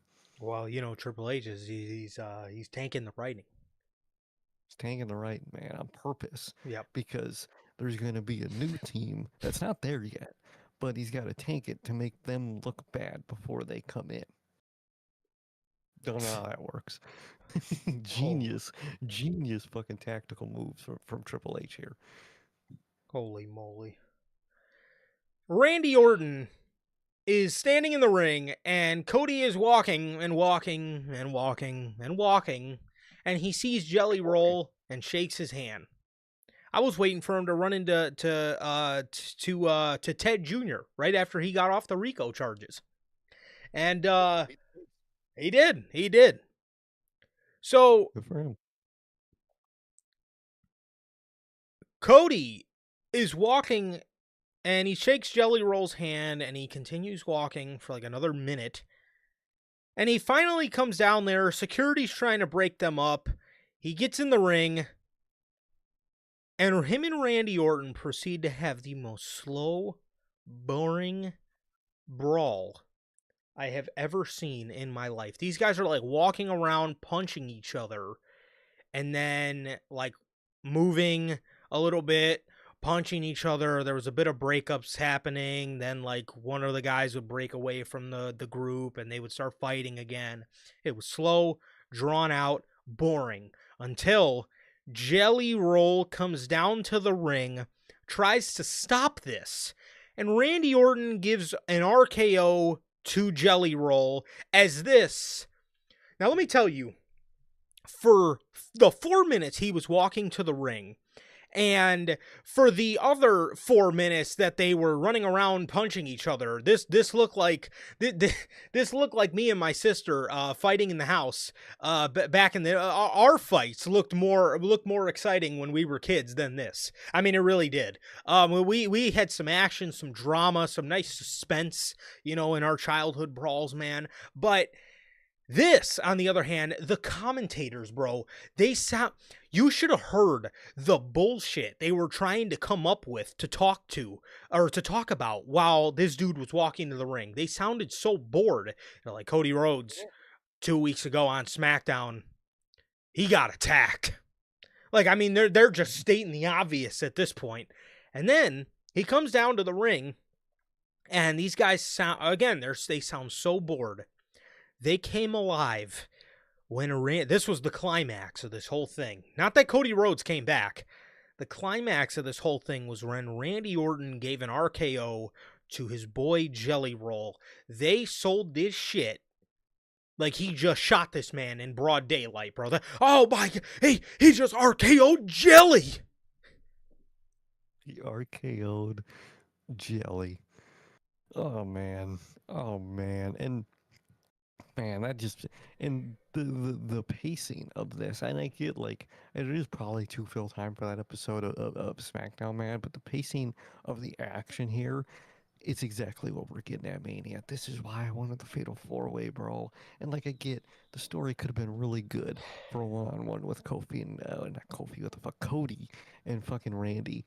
But dude, that match is gonna be the slowest, most punch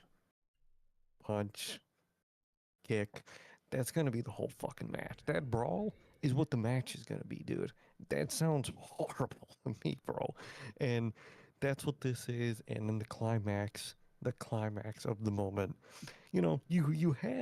You had Matt Cardona there. Cody Rhodes, a real life personal friend that you could have done more with. Maybe he hunts, Matt Cardona, something like that.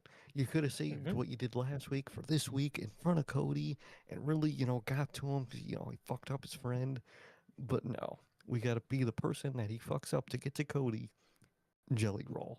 And Jelly Roll's got to take the worst RKO I've probably ever seen. Bro's spine just crunched in that RKO. He looked like shit. And we get a country like Tom says in the comments, a country singer is like the main event player, the pawn getting destroyed to get to the babyface in our world title feud. Brother, what are we doing, man? Jelly Roll. Yeah, I would take Matt Cardona in that spot, dude. I don't even care for the guy. I would too, and I'll tell you why, bro. Matt Cardona survived all them years on the indies as a heel. And I would continue to embarrass the guy until he snaps and turns heel. Because I think in WWE, the only chance this guy has of surviving at all is if he is if he turns heel. But they went with Jelly Roll as the big, and then after this, again, you should have seen that they sold Jelly Roll getting RKO'd. I mean, Orton ran out as if he just shot the guy in broad daylight. He ran out. He was all happy. Cody's in the ring pissed. Commentary's freaking out. Like you just said, bro, Jelly Roll is the pawn. Did we not learn from Travis Scott being involved in the Elimination Chamber segment, the Mania segment? Did we not learn from any of that? I was one of the fans' worst things about that Mania was the Travis Scott involvement, and they did not learn from that because they said, okay, Travis Scott, he was really unreliable, and he wasn't here, so like, you know what? Let's get a celebrity again, but this one has wrestled before. That's what's different to that, because in their mind, the corporate team writing this shit, that's what they think. Man, they hated Travis Scott, but that's because Travis Scott didn't wrestle or nothing. We got to get a celebrity that wrestles. Jelly Roll wrestled, and he has history with Orton. That's our pawn. That's who Randy Orton's gonna attack. To the corpse, they fucking think this is the most emotional shit ever, and it's far from it. It's a slap in the face. It's insulting. It's sad, and you have so many angles you could take in this one-on-one that took fucking 2+ years in the making, and you put Jelly Roll in front of it. Dog, we should just done it 2 years ago, dude. You really should have. One of two things is going to happen, obviously, but one of two things is going to happen, bro. Jelly Roll is going to cost Randy Orton the match at WrestleMania. I don't know which one is worse, to be honest. I really don't know. Genuinely, Jelly Roll is going to cost Randy Orton his 15th World Championship at WrestleMania and probably just completely slaughter the heel character right before it gets off the ground.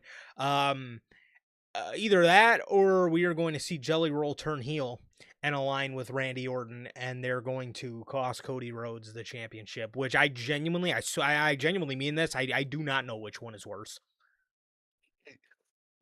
I think the Randy losing one might be worse because that's like a new, not a new character, but like he's back being a heel again. He's Mm-hmm. got some fire under him. Killing that I think would be worse than the other way, which is still ass, but like at least it's not killing the whole new heel character of Randy. At least he would win. You know what I mean? And I guess that would be a positive, man.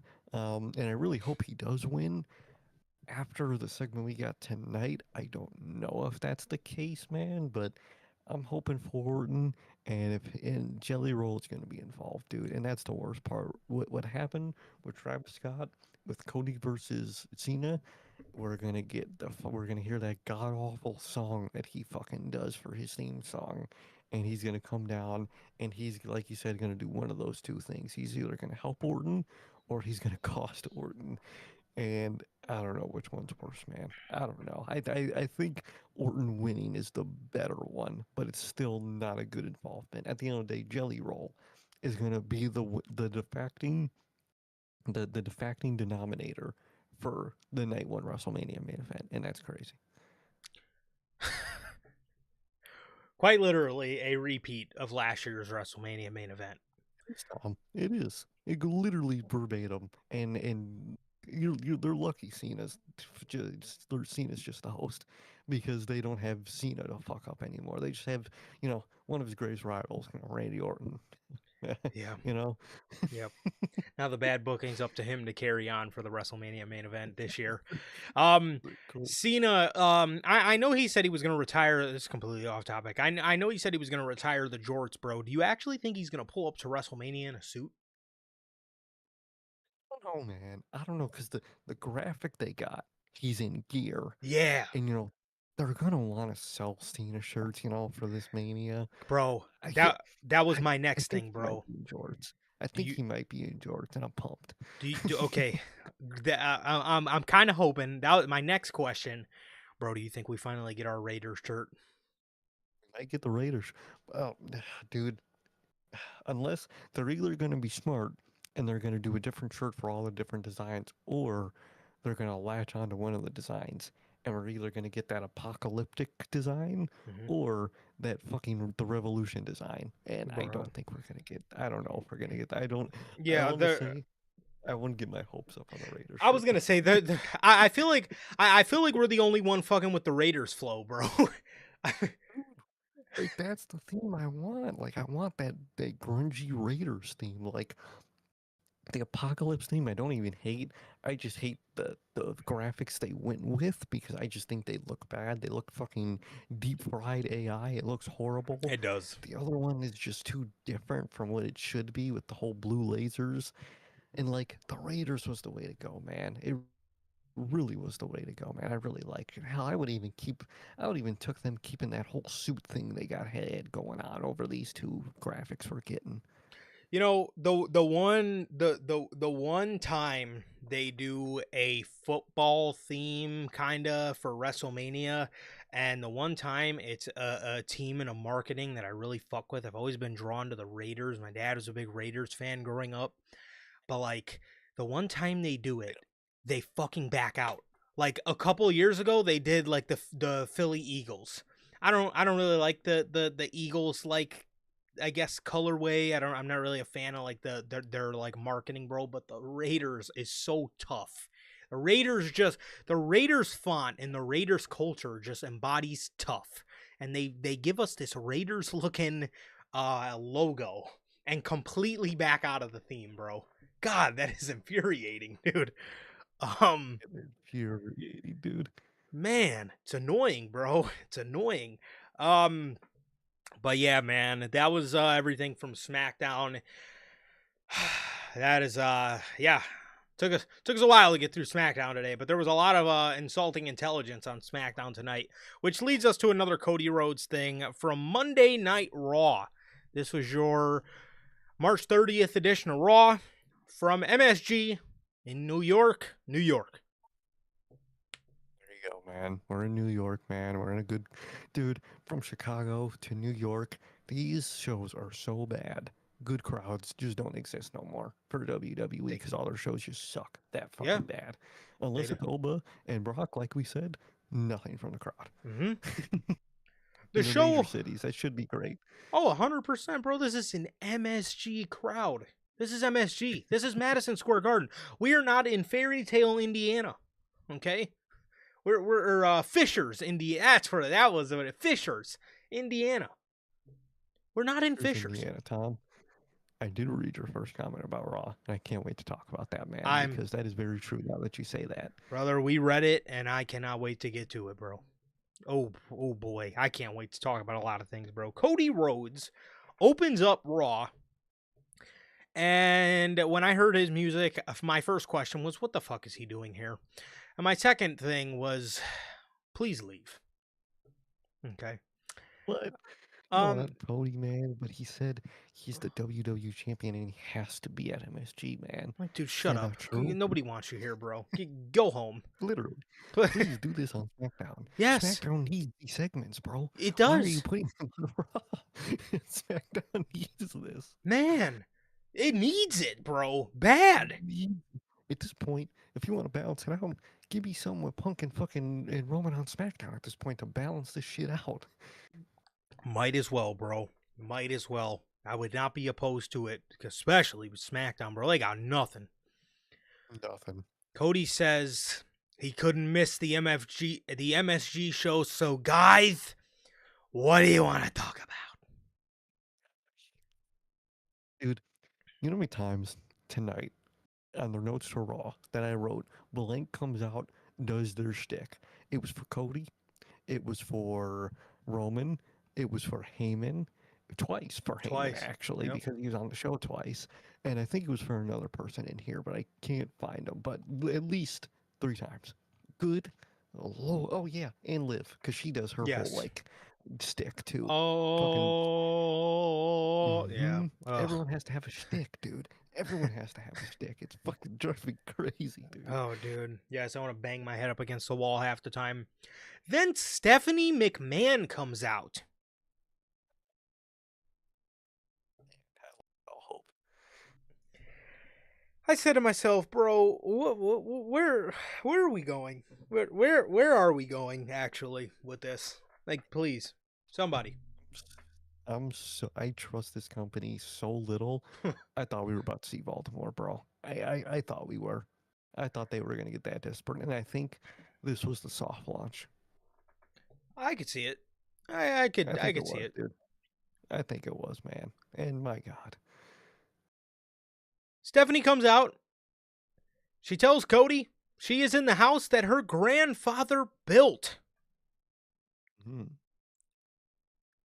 She says, Cody says, "Well, Stephanie McMahon, what do you want to talk about?"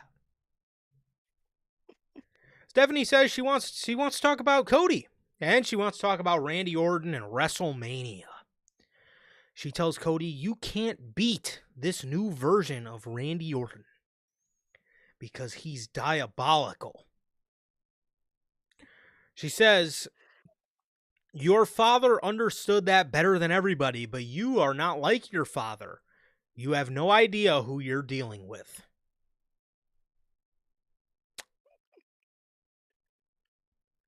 Let me tell you right now, whatever version of Randy Orton we're dealing with right now, I can promise you is not worse than '09 Randy Orton.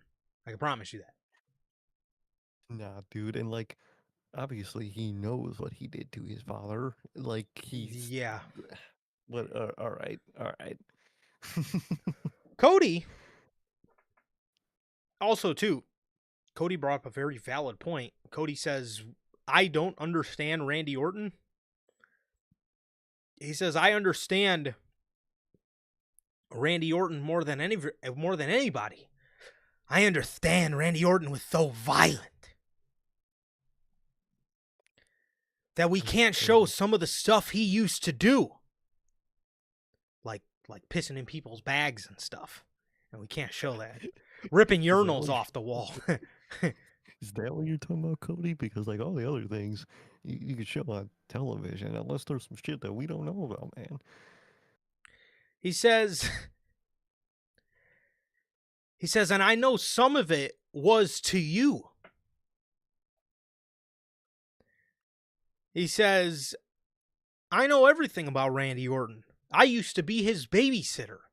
I used to have to turn down the radio just to make sure he was breathing from town to town while he was drooling all over himself. He says, I know I'm not my father, Stephanie, but with all due respect, you're not yours either.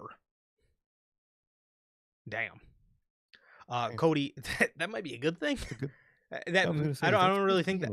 Yeah, I don't really think that's a bake. I didn't really get the bake there, but you're not like your father. You know, that may be a good thing. It maybe would have been a burn if Cody would have said, like, you're not the promoter your father is. You're not the leader your father is. You can't run a business like him. Something like that. Yeah, something that was a little too vague to the point where I'm kind of glad that she's not like her father. No, exactly. Or you could have hit a line of like, that's why your husband has to run the company, and like you didn't even get the company, or something like that. But nothing like that. The most vague thing ever. That kind of doesn't make sense. So she says. Stephanie then says Randy loves what the voices tell him, and it appears he's listening to somebody else as well. They keep bringing this up, bro. This has got to be somebody, and this could very well be somebody who appears to get involved in whatever they have going on. Who that is, at this point, I have no idea. They're talking it up so much, I feel like it is going to be some sort of physical entity. It has to be at this point. You hype it up so much. Twitter is hyping it up. Now you have Stephanie McMahon on TV hyping it up. And it has to be somebody now. And I feel like no matter what, it's going to underwhelm. Could it be the Ted Jr. straight off the RICO charge, bro? That's the only one that won't underwhelm me, man. It'll be so hilarious with the timing. I'll take it. Dude was straight butt in the ring, but but I'll take it at this point. Yo, bro. Yo, you do not have to come. Yo, no Ted Jr. was my boy, bro. He had a banger ass theme song, bro. He was my boy when I was a kid. Yeah, it was a banger ass theme song.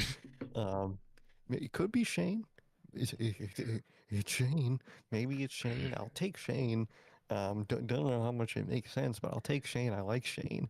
But most of the options sound pretty ass, bro. Ted Jr. It's funny, but like, what's he gonna do? That's the thing. It's like Ted for me is the only one that makes sense, but it's like that doesn't really like move. Like, what does that really do? Like, it makes sense because of legacy. I think that would be like cool as like, just like somebody. Yeah, so I think that would be cool, but like that doesn't really like do much. But at the end of the day, I think that's the best option in terms of like the history that all three guys have. He's the best option overall, just to make like an appearance to just like fuck with Cody mentally. I think that would be good. It's not gonna be The Rock. I hate to break it to you guys. It's not gonna be The Rock. Hopefully it's not Vince like some people were saying tonight. That's even fucking worse. Um, Ted's your only option, unless it's just Randy himself being a psychopath. The only two options. Yeah. So she says he's listening to somebody else as well. And if you can't think like him, then you are gonna lose. And this is the last time you'll ever be WWE champion. Stephanie goes to walk away, and Cody grabs her and spins her around. And he says, Stephanie, I got 2 words for you. Crowd chants, suck it. Cody says, thank you. And he walks off. Chad. Thank you. He's such a Chad. Stephanie trying to light the fire under Cody Rhodes. I mean, Stephanie's a victim of '09 Randy Orton. I wish she would have brought up some of the things that Randy Orton did. She could have brought up, like, hey, you don't know who you're fucking with. Like, he kind of punted me and then kissed me right in front of my husband when I was, when my husband was handcuffed. She could have brought up things that Orton did to her rather than just saying, yeah, he's diabolical, but at the end of the day, I see what they tried to do. It does reek of desperation a little bit, but I mean, I can see that they're trying to, generate this sort of, fear around this new Randy Orton. My only question is, why didn't you do this on SmackDown? Like, this is a segment that SmackDown could have used, because you know damn well you're just going to do a generic brawl on Friday. Meanwhile, you could have had a segment like this that would have actually got people talking. Again, I see what they tried to do. They're trying to build this, fear, this fearsome nature around, this new Randy Orton, bro. But at the end of the day, this is a segment that could have absolutely been on SmackDown. And, I mean, I think, again, I mean, there's a little bit of logic holes in here, bro. I think I think Cody Rhodes definitely does understand Randy Orton, bro. I mean, he kind of learned from him in Legacy. They kind of have a lot of history there. Exactly. Like you said, I get what they tried to do with this, and I just don't think they hit it. I think they kind of missed the mark with it. Like you said, they could have done it on SmackDown, or it would have been a little better. But like you're using all this words to try to hype up this heel Randy Orton when like you could just do action. I mean, the most action you had him do was fucking punt Jelly Roll, or not even punt him, give him a fucking RKO to Jelly Roll. Like all this shit Orton does, you could have had him like pump fake, attack, his family or something, pull up to his house while they're not there, something like that. Anything to like show the side of Orton. And like I get you want to talk about the history, but when it's just talk, it's all it is. And like Thomas says, you try to ground up all this fear. That brawl was so weak and slow. What is Yes. there to be scared of? Orton didn't murder Cody in their brawl. They fucking just slowly punched and kicked each other. Like you got actions have to hype it up, and you're not doing the actions to hype this up at all. 100%. 100%, bro. Yeah, this guy slowly walking around the ring doing the fucking Orton stomp, and then you want to tell me he's diabolical and is need to be feared. No, he's Randy Orton. He's gonna move with a snail's pace. This is a story that is so simple, yet WWE, in typical WWE fashion, has to over include all these other entities that do not need to be involved in a simple story between two guys that have history as teacher and mentor, or sorry, teacher and student. Exactly. That's all you have. You have so much history there. You could easily rely on that in their character work. But you gotta add Jelly Roll. You gotta add Stephanie McMahon. Who knows who they're gonna add next, man? Ted DiBiase Jr., fucking Shane McMahon. Who knows? Which it's I'm sorry too with the idea of Shane, bro. I need him as my AEW general manager, bro. Please do not show Yeah, him on WWE TV. literally. I need him in AEW fucking doing his little fucking dance. Yeah, That's what I fucking need. I need him next to Nana dancing. That's what I want. please, bro. I need it. I need it. Speed. Yes. Speed. Speed. Speed, speed, speed. All over. He's on the show again. He's arguing with Danhausen, asking Danhausen to uncurse him. He says, "My life has been a wreck all week. I need you to uncurse me." Danhausen says, "All right, $10 million and streaming rights, you can uncurse you." And Speed, thank you. And Speed's telling him no. And then we get this segment had such a weird ending because LA Knight comes up and then Adam Pearce announces that LA is going to be on commentary to Speed. Like, why the fuck would Speed have to know that? And then he just says yeah and walks off. I was so confused. I genuinely thought that Speed was about to get a match and LA Knight was on commentary. That's what I thought from the segment because it didn't make any sense. But then the Usos came out. So then it made sense to me what LA Knight was going to do. But like, that made no sense. That was a horrible backstage segment. Nothing made sense. So, Pearce turns around and fucking Danhausen's just saying, he's just standing there just with that stupid fucking, I don't know, he's chomping at his bits or whatever he's doing. He's just sitting there, bro, and he's just looking like the complete idiot that he is. And that was the end of the segment. She was in the background of the segment, man. I did. Javon Evans was talking to Kofi Kingston. I didn't know we're still doing this. Why are we still trying to put Javon Evans? I mean, again, why is Triple H trying to color code the New Day? This is what he color coded the LWO. He's trying to do the same thing with the New Day. Every Mexican was put in the LWO. Now he's trying to put Javon Evans in the New Day. You know, Triple H, man, he doesn't see color, man, but he'll organize you like he does. My God, bro. It's the... What is this, paint by numbers? I mean, what are you doing? So, we have... before we move on to the next segment, we got another segment later in the night where Danhausen comes out and announces Saturday night's main event in MSG for July 18th. That's what we're doing, man. We can't keep fitting Dom in the ring, but we could get fucking Danhausen on stage advertising. All right, gonna be here July 18th for Saturday night's main event. Because I'm a fucking dork, and the company doesn't know what to do with me other than fucking have me come out here and announce these stupid shows. That's Danhausen's role. Oh. This brings us to the Usos. And the Vision. Sir K, bro, hit that Vision pose. What's the Vision pose? You know, they do the V. Oh, yeah, they do that fucking weird, like, WV. Or it's more of a fucking W. Alright. I don't know. Well, they do this one, or Paul Heyman throws up the peace, you know? Peace, man. Peace. Yeah, fucking A. Oh, the Usos, man. The Usos. They came out to their new theme song. Oh my God. Bar for bar. Sir K, you've done it again.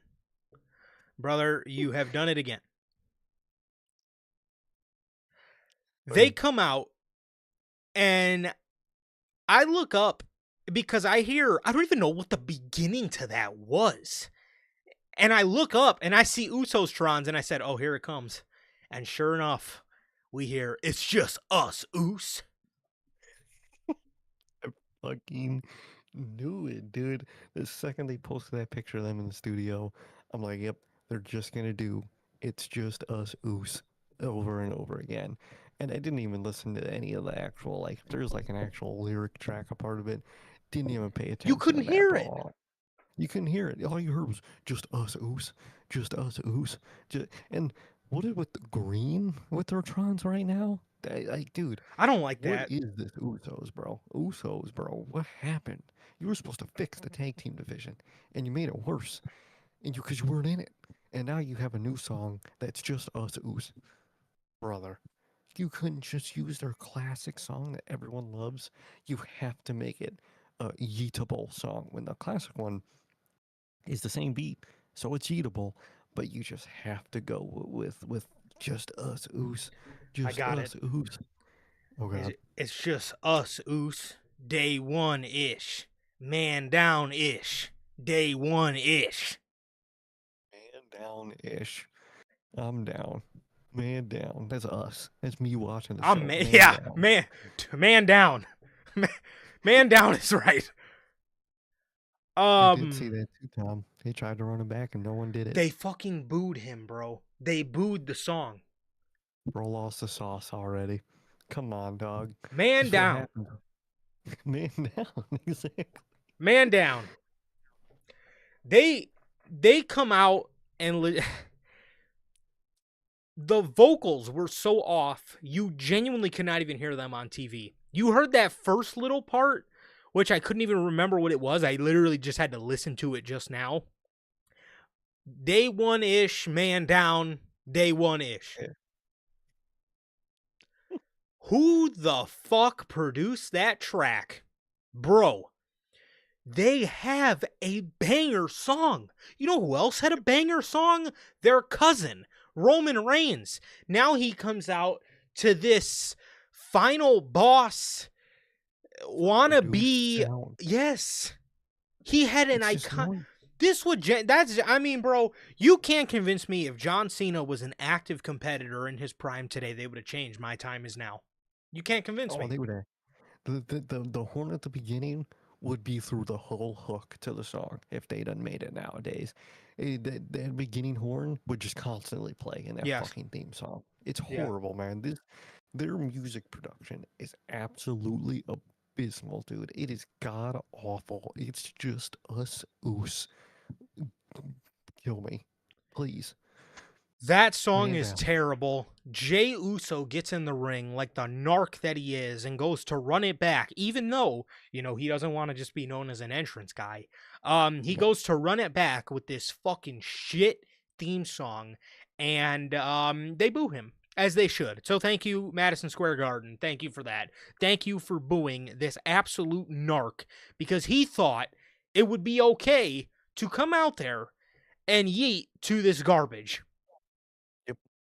Came out and fucking yeeted to that shit. Horrible ass shit. Get the fuck out of here, bro. Honestly, get the fuck out of here with this shit. Def Rebel, again, you have to be fucking with us. At what point are you fucking with me, Paul? They gotta be doing it on purpose, dude. They have to be. This whole mumbo jumbo is so messed up, bro. Logan Paul goes to his mom, who's sitting front row, and his mom pulls brass knuckles out of her purse. LA Knight, who was on commentary, tries to stop Logan Paul. Speed somehow gets thrown over the barricade with both guys. He gets his hand on the brass knuckles. And LA Knight sees this, goes to go over to Speed, and Speed clocks him in the face and knocks out LA Knight. Timeout. Brother, do not tell me your match for LA Knight at WrestleMania is going to be against Speed. Don't even. Might be Speed, man. It's either gonna be Speed or it's gonna be a 6-man I could see it. of the Vision with Speed, who I guess is a member of the Vision now, which Yes. we'll get to that. And fucking the baby faces, Usos and LA Knight. That's what they're gonna do. Either that, or we're gonna get a one-on-one with LA Knight and Speed. Either way, the only way LA Knight is on Mania is because of Speed. Speed, the streamer, is why LA Knight is on Mania. Because he punched him with brass knuckles and knocked him out.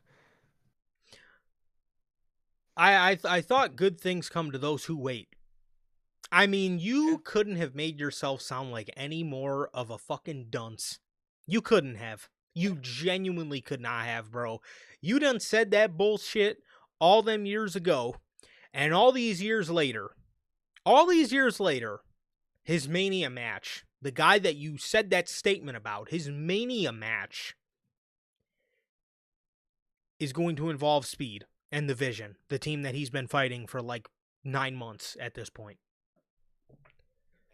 10 or 11 months now, been fighting him, and now Speed is involved in the picture, and that's why he gets his WrestleMania match, because Speed, the streamer, punched him with brass knuckles accidentally because Danhausen cursed Speed, and Speed has been living like hell the past week.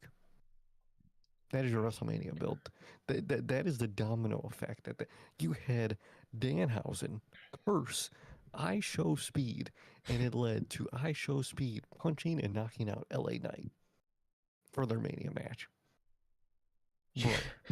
You can't. Then this fan base genuinely will try to tell you that this man Paul is cooking. They will genuinely try to pass this on to you, bro. What? I don't know if it's what they were cooking in Resident Evil 7. I don't know if that's what they're cooking, but he's not cooking. This is absolutely abysmal, man. Abysmal. And like Thomas says, why are you fucking hiding the knuckles in a street fight? Yes. It's a street fight. You got tables and chairs standing next to you. You could just use them. You don't gotta go. You don't gotta do all this, bro. Oh, it's horrible. Horrible. Goodness sake, bro. Logan Paul ends up getting the brass knuckles back, and he hits Jimmy. Jay gets distracted, goes to go after Logan. And while Jimmy's laying in the ring, knocked out, Austin Theory rolls over, pins Jimmy Uso, and the Vision win the tag team championships. And then afterwards, they try to post on Instagram these pictures like they have any kind of aura. And they are just the most... They're one of the worst things I've ever seen in my life. The Vision is horrible. This might be the worst. We say it every week, and every week it genuinely gets worse and worse. Vision might be the worst turnaround for a faction I've ever seen. This is horrible. How we went from the bronze... how we went from the bronze to Logan Paul and Austin Theory. I mean, man, that is quite the fall. Quite the drop. Good stuff, Paul. Good stuff. Paul Heyman. Just love it. Oh, God. Paul Heyman's in the back. Speed's trying to explain to this group, like, no, I didn't mean to do that. And Logan Paul's insisting. He's like, no, man, you got a lot of enemies, bro. You need to stick with us from now on. So I guess they're pretty much forcing him to be like an honorary member of the Vision. Great. Just what I want. Just what I had in mind. Just what I had in mind. Because they celebrated with Speed, but I was like, okay, hopefully that's the end of it. And then once that backstage segment got cut to and Speed's still there, I'm like, oh my God, he's gonna be a temporary member of the Vision. Yes, Speed. he is. So this group, oh man, this is Paul Heyman's vision for the future of WWE. Yeah, this is his vision, man. Austin Theory, the worst version of Austin Theory. Logan Paul, I Show Speed. Great. Amazing. Good God. Paul Heyman is in the back. He tells them to go celebrate. Go get some dinner.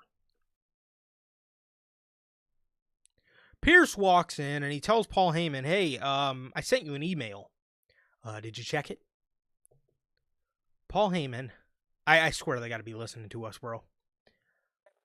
Paul Heyman looks at Adam Pearce and he tells this man, why did you send me an email? Are you sending me an email asking me out on a date?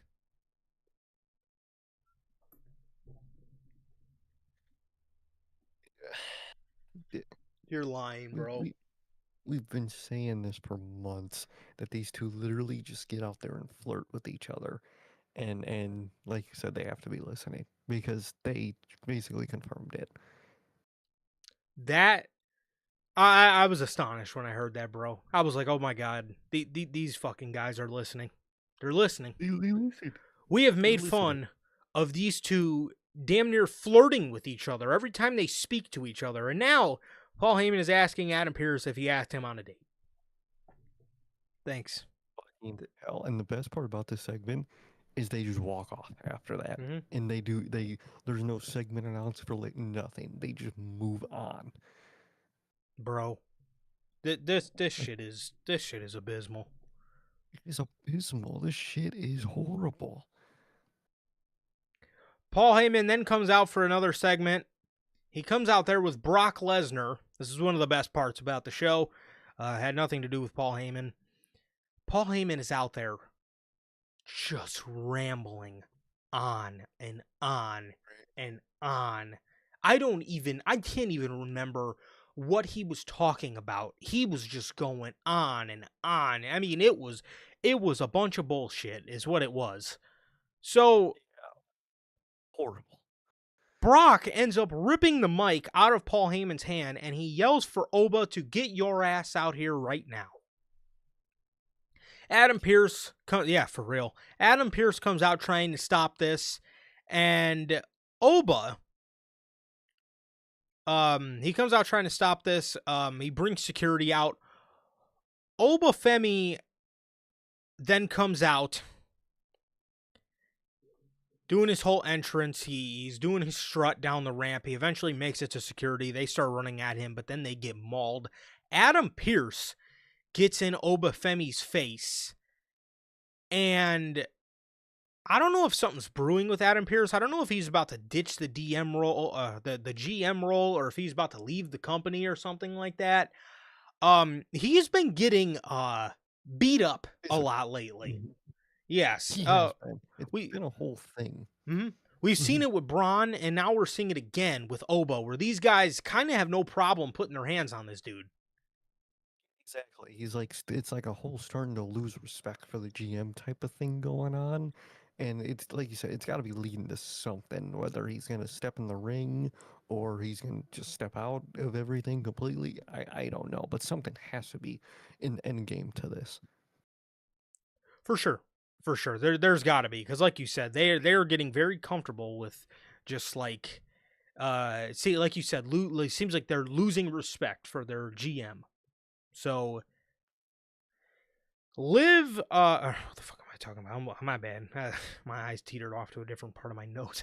Talking about Liv Morgan. He grabs Oba by, no, Adam Pearce does not grab Oba Femi. Oba Femi grabs Adam Pearce by his face and completely just throws him. We then have Oba strutting around the ring. Brock is in the ring. The crowd is, again, the only part of the show that the crowd is going ape shit. And, you know, WWE always likes to preach to listen to their audience. Look at your audience reactions for Roman Reigns and CM Punk or Randy Orton and Cody Rhodes versus the Oba and Brock stuff. These crowds go ape shit for Oba and Brock. Meanwhile, you turn it over to the main event segment and they only like mark out for entrances. They mark out for the entrances and they mark out for the shtick and they do the one, chant they know to do for all these people. And that's it, dude. And that's it. But like with these guys, like I said earlier, you could feel the actual care and energy from the crowd onto this. And that strut around the ring, so fucking dope, man. I loved it. 100%. 100%. When he threw Adam Pearce to the side and started strutting around the ring, I started to get goosebumps, bro. I was like, dude, this is big fight feel shit. And again, I said it last week on Unscripted, to think that they were going to actually ignore this is quite hilarious, to be honest with you, bro. Because man, I mean, if this doesn't tell you right here, bro, this is where your bread and butter was at for Mania, and they were genuinely going to completely disregard it, which I just find absolutely hilarious. However, he struts around the ring, has a face-off with Brock Lesnar, and then we see this bald moron get in the ring, and I'm thinking to myself, who is this bald idiot getting in the ring? I thought it was like a WWE official. Bro, it was fucking Triple H. It was Paul Levesque. It was the bald Nazi getting in the ring. He was getting in the ring, and he breaks up Oba and Brock. This guy has so much Dana envy. You know those UFC weigh-ins where Dana White stands in between guys and he like breaks them up? I'm sitting there thinking, oh my God, the Dana envy that Paul has reeked onto the WrestleMania build. Is this what he thinks is going to garner interest for WrestleMania? Him inserting himself in Obafemi versus Brock. Like this is a UFC weigh-in. To him, that's exactly the thought. See, this is the biggest hype thing going into Mania. It just is at the end of the day. He knows it. He could feel it. So he's like, okay, I got to get in on this. Let's make it feel like UFC. And I got to get in between them to break it up, like Dana does, Like, Dana White, that's what he does. That's what I'm going to do. So all I saw was his head. All I saw was a bald head sliding in. I thought Adam Pearce was coming back into the ring. Yeah. And I thought he was about to get slimed out. And then I noticed it was fucking Paul, and I was like, "Oh, brother!" And he just had to insert himself. He basically told fucking Heyman to get his boy, and he was holding fucking Oba back like that was gonna do anything. Like even like, listen, you ain't prime Triple H no more. You ain't got no way in the game, bro. If Oba wanted to move you out the way, he'll move you out the way. Like, dude, you're not tough no more, bro. Not tough. You got a PS Vita in your chest. It's fucking fragile. You're a piece of glass nowadays. You're not tough. You can't be getting in between people like that, bro. That's dangerous for you. He's fucking standing in the ring with Obafemi after the thing, like he's like his manager or something. I'm like, what? Leave, bro. Like, what? Get out of here, dude. Like, you're killing the moment right now. But hey, man, that's what Paul does best, bro. He kills the moment. And I'll say this gave me a great laugh because when they seen him get in the ring, MSG started booing this man, and that is just music to my ears. That is some of the best stuff I've ever seen, man. That is just too hilarious to me, bro. It really is. In this business right now, and Triple H hate. It genuinely is the greatest thing on earth, bro. It is so hilarious how it's just malicious the hate for Triple H is, dude. I see the most heinous shit tweeted about this man Oh, every bro. day, and it's hilarious, man. It truly is, man. Besides Triple H injecting, and like Tom says earlier in the night, man, I have to, shout out what he said. Triple H, triple nose per his word, comes out when in this segment, but he doesn't come out when Cody Rhodes fucking flips his wife over to talk to her. Literally. Cody's his But all boy. right, Well, Sir cool. K, I think the one thing you're leaving out is sorry, Cody. I had to post this. Oh yeah, You know. sorry, Cody. I had to post this, and like, sorry, and Cody, you're the champion. You're my guy. I have to just tell you this random secret. Oh, You he's have right. nothing to Right. do with, but You're I our have to guy. tell you. But you're our guy, so I got to tell you. Yeah. Like You're our what? guy. We gotta let you know What? about the Seth Rollins and LA Knight angle on the show. We gotta let you know. John Cena, your biggest star in the business, is in the business around the time, and you don't tell him, but you got to go tell Cody because that's your boy. Greatest shit ever. What in the world, Paul? What? What in the world, Paul, Yeah, bro? Paul. Again, like you were just saying, bro. Cody put his hands on your wife, and I know you were sitting in Gorilla. Yet you come out for this? Like, what? What was this supposed to do for the segment? They were supposed to make it. The boss had to come in to break it up, man. It's big. It's a big fight field. It's like UFC, you know? Nice going, Paul. Good However, old Paul. before Paul jumped in the ring, this segment was badass. Turned heads, gave goosebumps.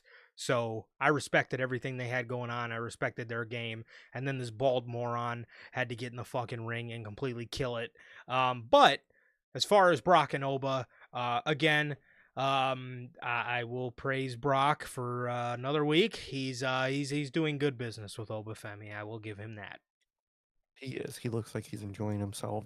I'm enjoying it, and I like, even though it was Triple Nose that fucking got his nose into it like he did. Of course.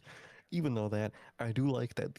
Those two were broken up and they didn't brawl. Not just because there was fucking 15 other brawls in the Built-to-Mania, but save them actually like connecting fist to fist for the match. Please, I really hope they do that because so far I like that the only like physical interactions is Oba just does a single move to Brock and that's it. It's not a brawl where people are on them and fucking a pile of people. None of that.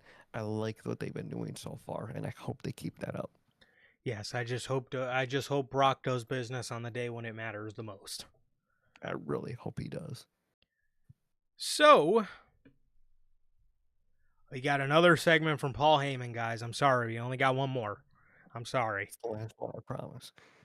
Paul Heyman comes out again later in the show, and he's sitting there yapping again. Oh, man, again. He's yapping about, again, who knows what. He's talking about, he's shouting out the vision. He's yapping about Lesnar leaving the building. He's yapping about Rollins being in prison for the rest of his life. Whatever. Adam Pearce then comes out, and he asks Paul Heyman, I'm going to ask you one more time, man. Did you check your email? Paul Heyman then yaps about being the last promoter standing, even though he's not a promoter, and then like the other two promoters from the 90s are still alive. I mean, I guess he's the only one in the business still, but I don't know about like standing. I mean, the other guys are alive. But okay. Yeah, I think he meant like, I think you were right. I think he meant like he's the only one in the business, but like, okay, all right. You ain't doing shit, if that helps. Indeed. You're managing Logan Paul and Austin Theory, bro. Speaking by definition, too. And a lot of the AEW fans, they have wrote you off, sir. They have wrote you off. They're saying Don Callis is the best in the business right now. Lying on He's your doing name. that bad. They're lying. You're doing so bad that these folks are trying to lie on your name and say fucking that the Don Callis family is doing better. Yep. So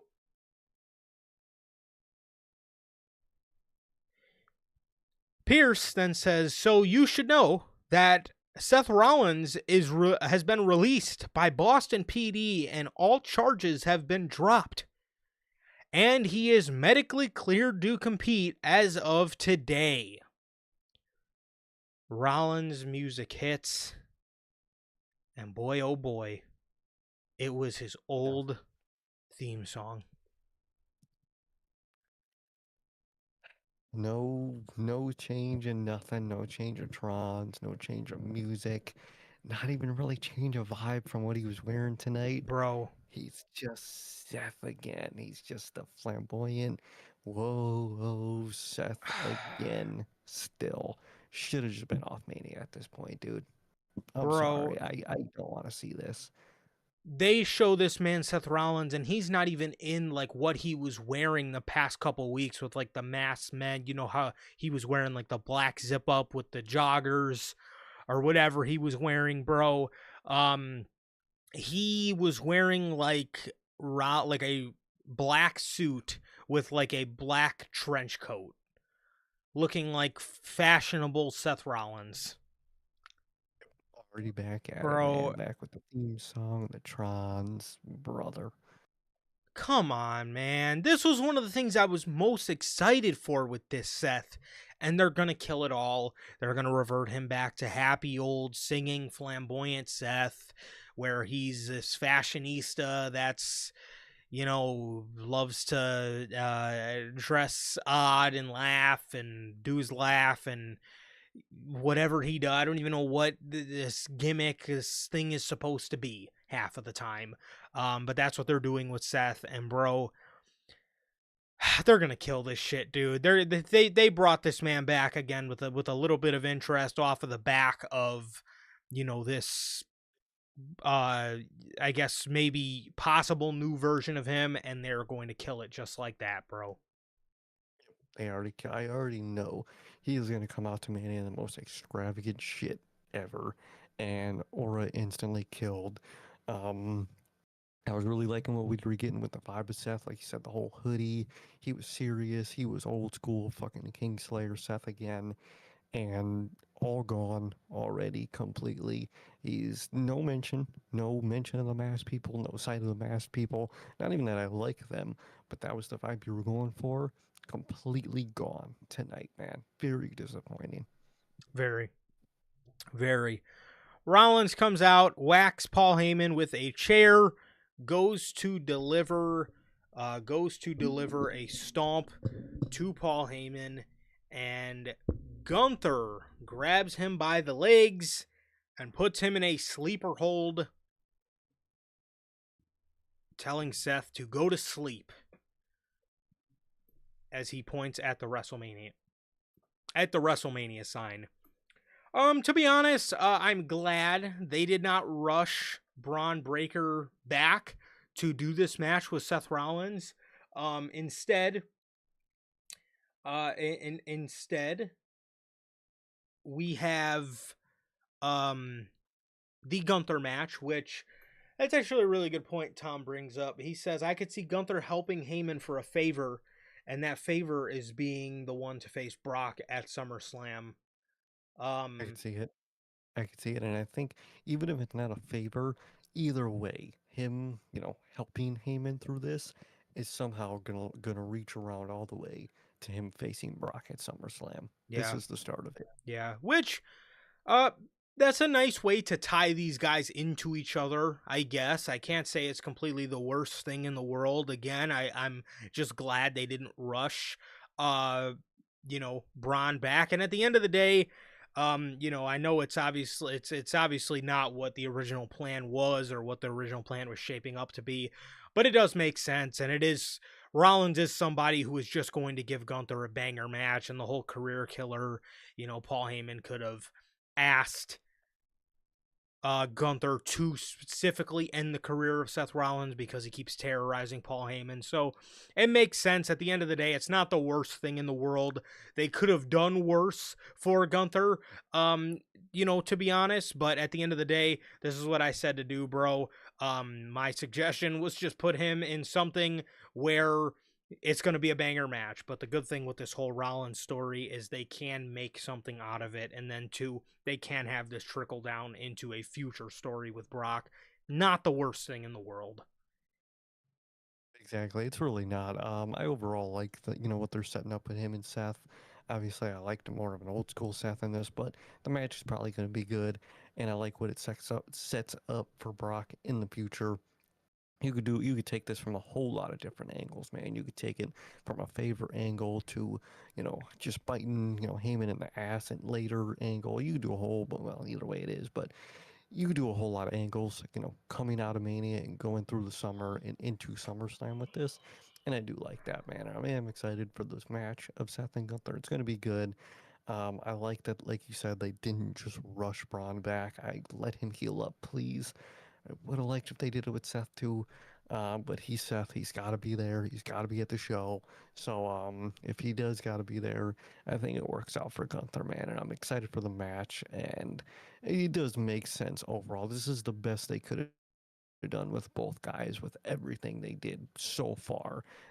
I don't mind this. I'm excited in a way. For sure. For sure. Yeah. Like you said, this is the best they could have done with obviously keeping Braun Breaker's health intact. So Exactly. we then have Bailey and Lyra versus the Irresistible Forces, ending in a DQ with Charlexa and the Bella Twins coming out to cause a scuffle that ends in a disqualification, which then they did confirm it tonight. It does set up the Fatal 4-Way match for WrestleMania. Bailey and Lyra are on the card against the Bellas, Charlotte and Alexa, and the Irresistible Forces. Does. It does. I mean, I don't mind the setup. It was really rough here in the silence when they DQ'd that match. Ooh, That Yeah. was that after like beatdown was completely silent from the crowd. It's visually sounded or audibly sounded really bad, but overall I like what they're setting up, man. We all knew this Fatal 4-Way was coming, and I'm down, man. I'm down for this multi-woman tag match, and I really hope Lyra and Melee come out on top, man. But I like what they've been doing so far, and I like the setup. For sure. Judgment Day. Liv Morgan comes out for a promo. She says Stephanie is jealous of Liv. She says Liv is hiding behind her family. But she thinks Stephanie is just jealous because she does not have any family here. Damn. That's damn. She says Stephanie is proud of where she comes from, but New York is where I come from. And where I come from, it's on site.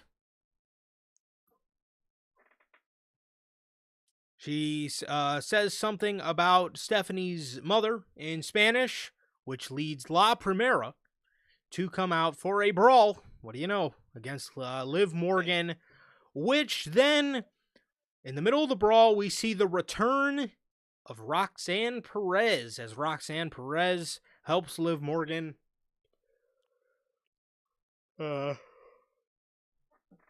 Roxanne helps Liv Morgan attack Stephanie Vacker, which is very interesting to me, bro, because like all the rumors we were hearing, it seemed like Roxanne was going to come back against the Judgment Day because Finn Balor brought her into the Judgment Day.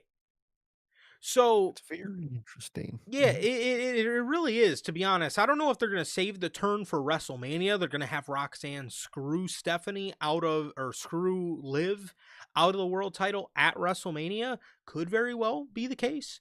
But at the end of the day, that was something I thought was going to happen. So it kind of confused me that she just kind of came back in the mix, no problem. Because again, that doesn't really keep up storyline continuity there. No, exactly. That's what I saw that too. A lot of people were saying, Roxanne's coming back, and you know, Finn is, who brought her. Finn is who brought her in the group in the first place, and Liv didn't even really obviously like her in the first place. So there's that all there. And I think they are going to do something with that, whether she costs Liv the match or Liv wins and Roxanne turns afterwards. They could do a lot with that, and I think either way, she's going to end up turning on Liv in some form around Mania, if at Mania after, knowing Triple H like 6 months after, but maybe at Mania. I could very well see it. I think that would be the best way to go about it. But yes, I could I think definitely so. see. That also does make me happy because I really wasn't trying to see Liv Morgan win the women's world championship at Mania. No, I really wasn't. I didn't really be excited. I wasn't really excited for anything she can do, but I still feel like she might because they do love Raquel for some reason, Mm-hmm. unless they have Liv lose, and then Raquel later down the line wins the title, and it makes Liv jealous, and there's that tension Mm. there. I don't know. I could see all types of shit like that. For sure, for sure. Yeah, that is very true. That is very true. We all know how much Triple H loves his Raquel Rodriguez. This I love this Raquel this then brings us to Finn Balor. He says Dominic is a self-entitled jackass, but I have to admit, I'm guilty. I created that jackass, and now at WrestleMania, I'm going to be responsible for destroying it. Can we get these guys face to face? Can we get these guys bantering back and forth about, what the Judgment Day kind of meant to them and, all these kind of things? We could get Finn kind of baby facing up while Dominic's just being a prick. Instead, all these guys have done is talk to each other over FaceTime pretty much. It's a FaceTime feud. They didn't get any, and they got the turn, and that's it. That's the only, and one was able to attack the other, and that was it, man. I would really like an in-ring promo face to face with these guys, or even backstage, face to face with these guys.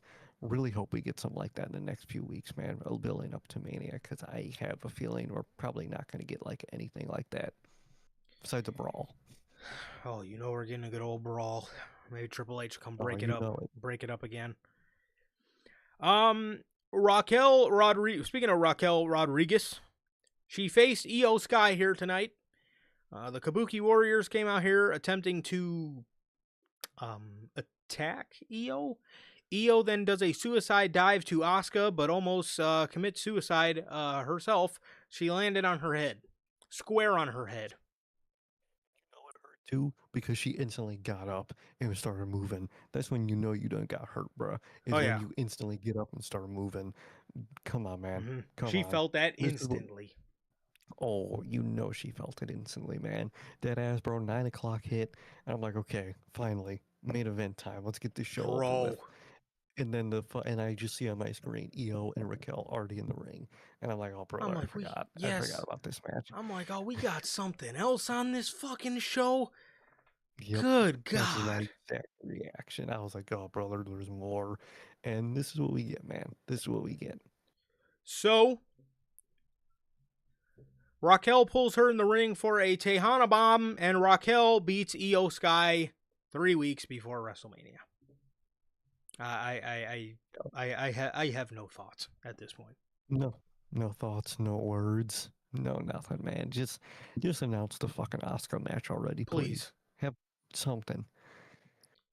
Please, bro. Speaking of announcing matches, we have Penta versus Kofi Kingston.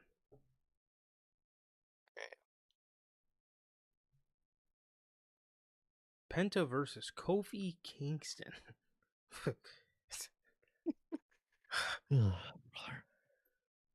Yikes.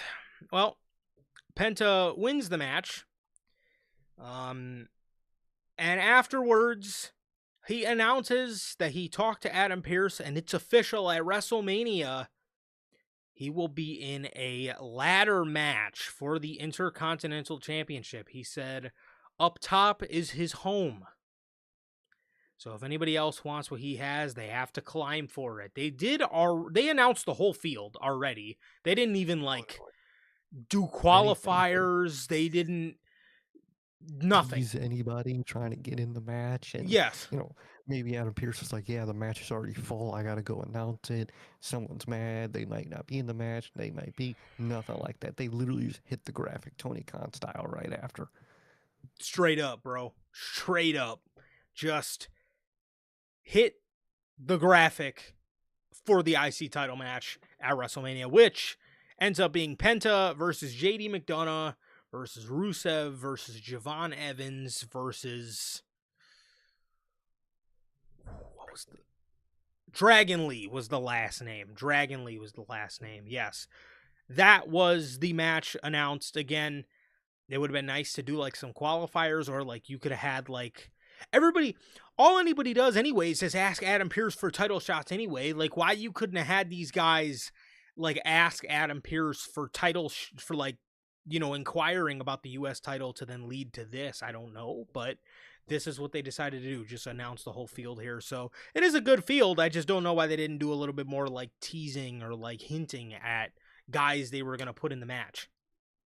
No, exactly. No clue. I didn't build anything up. You still have, a few weeks till Mania. You could have done anything in the weeks leading up, but we have the whole field set up now, so we just have to have them interact up until Mania, and that's gonna be fucking interesting knowing Triple H, man. But it's a good field. It is. You probably could have snuck Royce Keys in there and actually get him on the show, but didn't even make it to the show, man. Look at that. Didn't make it to the show. Who would have guessed? But it's a good field, and I am excited for the match. Well, he's going to be on a WrestleMania main event Oh, brother. if they do those. I know they do WrestleMania SmackDown. Maybe they have WrestleMania main event. Maybe. And the main event segment of the show was about as bland as you can get, but at the end of the day, I don't really know that I want to hear much of these guys talk anymore. So I didn't even completely hate it. Roman Reigns comes out here and he tells MSG to acknowledge him. Punk comes out. He has his fist taped, so you know he's looking for a fight. Him and Roman get in a brawl. All the officials try to break it up. Another official brawl, and this is like 3 or 4 on this show alone. These guys are trying to separate them. Roman ends up getting hit with a GTS and a power bomb through the announce table, and CM Punk starts chanting Roman Reigns right above Roman's head. And according to Michael Cole, he starts doing that crazed laugh that he did last week. I'm so glad you heard that call too. Because Well, I was like, what the fuck is he talking about? yeah, that immediately added aura. I was like, oh, that's what that was. That's a crazed laugh. It's a crazy laugh. And and Michael Cole was kind of scared and Yeah, freaked out. yeah, very. Yeah, I mean this is classic WWE writing Roman off for the next week. Fucking rinse and repeat, bro. We got to write Roman off.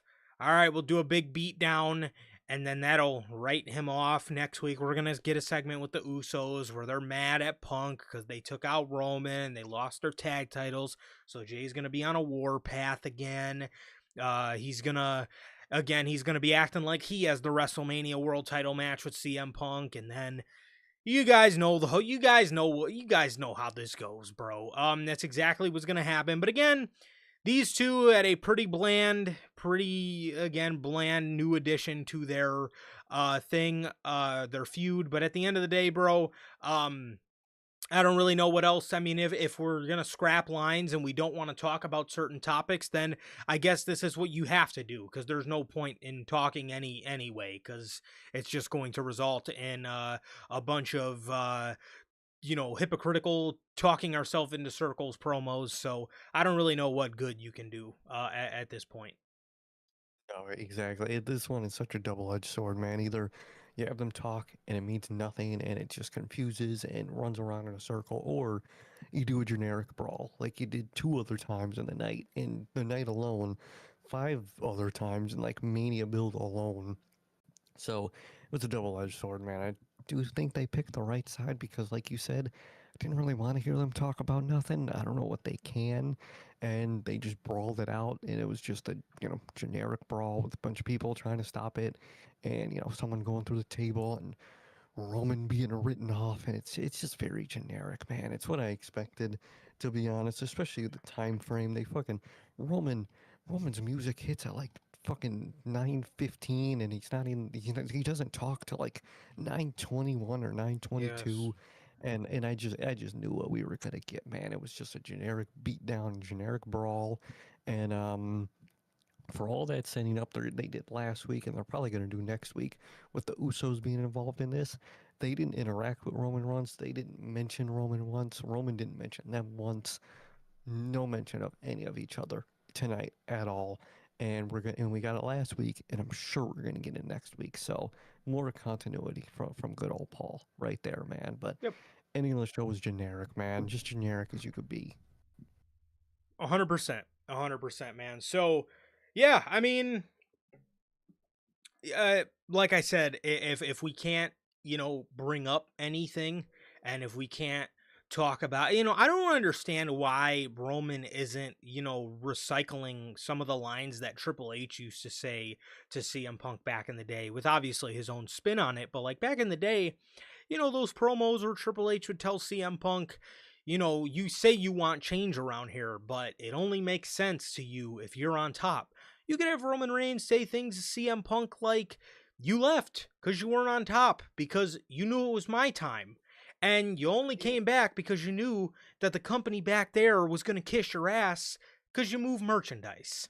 And you sell your tickets in Chicago. That, he kind of already said that to him, but like, why don't we use like the fact that CM Punk, again, can be a little selfish in that regard. And like, again, Triple H used to say those things to him, bro. I don't understand why, Roman doesn't say those same kind of lines. It's just, it seems like a no brainer. But again, when these guys didn't pick up microphones, I was kind of like, you know what, man, this is probably for the best, because this was just going to be another situation where it was going to piss me off, and they were going to, again, talk themselves into circles. Nobody was going to make any type of sense.